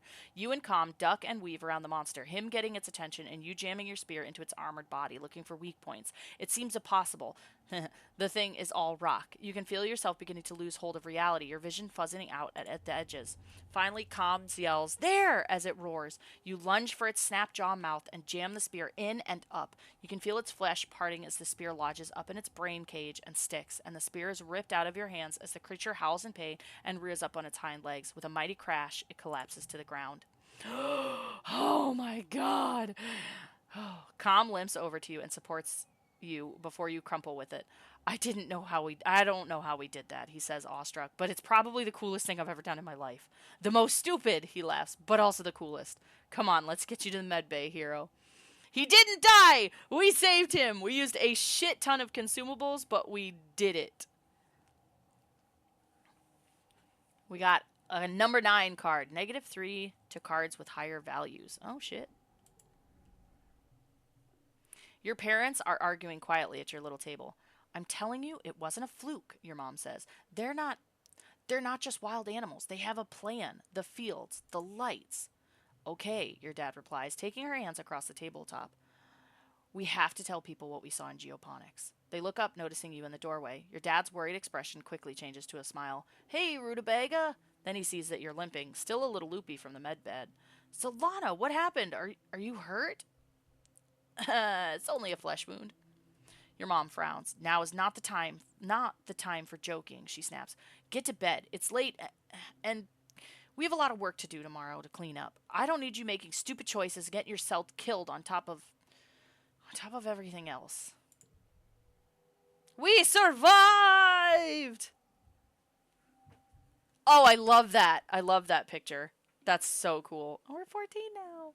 Let's see. We're 38 with Diz, 27, 50 with Cal. Wait, did Tan cut their hair? Why is that picture different? Tanja cut off all their hair. What the heck? Oh my gosh, everybody's a little bit different. Oh, I'm a little different. Look at everybody. Oh my goodness. Everybody's a little bit different. Oh, look at her cute hair. I don't like Mars because she's kind of a bitch, but she looks adorable. Fun trivia. That's the kind of challenge level that you'll see as a moderately touch challenge in year 18 or 19. Oh. Okay, we're going to talk to him, and then I really have to go, but I really want to see what he says. Oh, look at him. He looks different. Oh, my God, I love it. Cal waves at you as you enter the garden, leaning on his shovel. Hey, Solana, he calls, but his eyes look past you down the path to where Anemone is beating the absolute tar out of a training dummy. Her fierce battle cries echo across the colony, making Cal wince. She's been going totally hard lately, huh? He says. He scratches his face, smearing dirt across his cheek. She asked me yesterday if I wanted to spar with her. She said it would be good for self-defense. Cal smiles sadly at the memory. I told her I don't want to fight. Not her, not a training dummy, and not anything on this planet. For real. That's okay. I'll protect you, Cal. I'm strong enough for the both of us.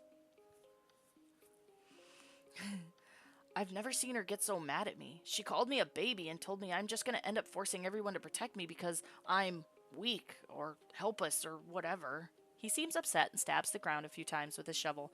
I just don't think it's right to fight anyone, especially the Xenos. They were here first, he says. What do you think?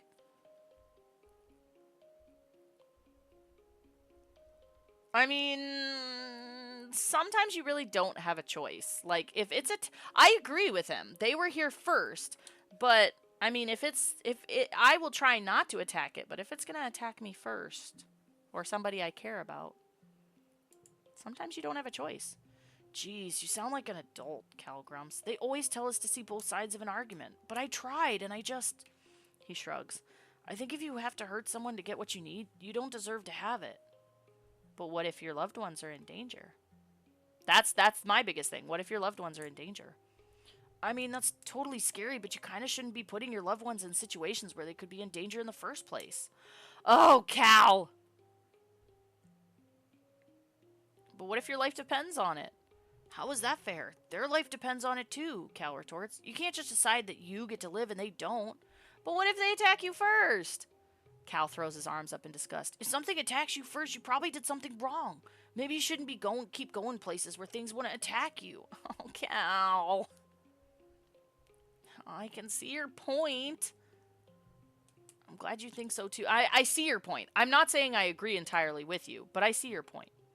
His eyes go back to Nem. She stopped sparring with the training dummy and is looking up at the gardens as she has a drink. Neither she nor Cal wave at the other. Cal clenches his fist. There's got to be a way to figure out how to live in peace with all the cool things that live on this planet, he says. Like, hey, look at this weed I saw growing over here. Cal has such strong convictions.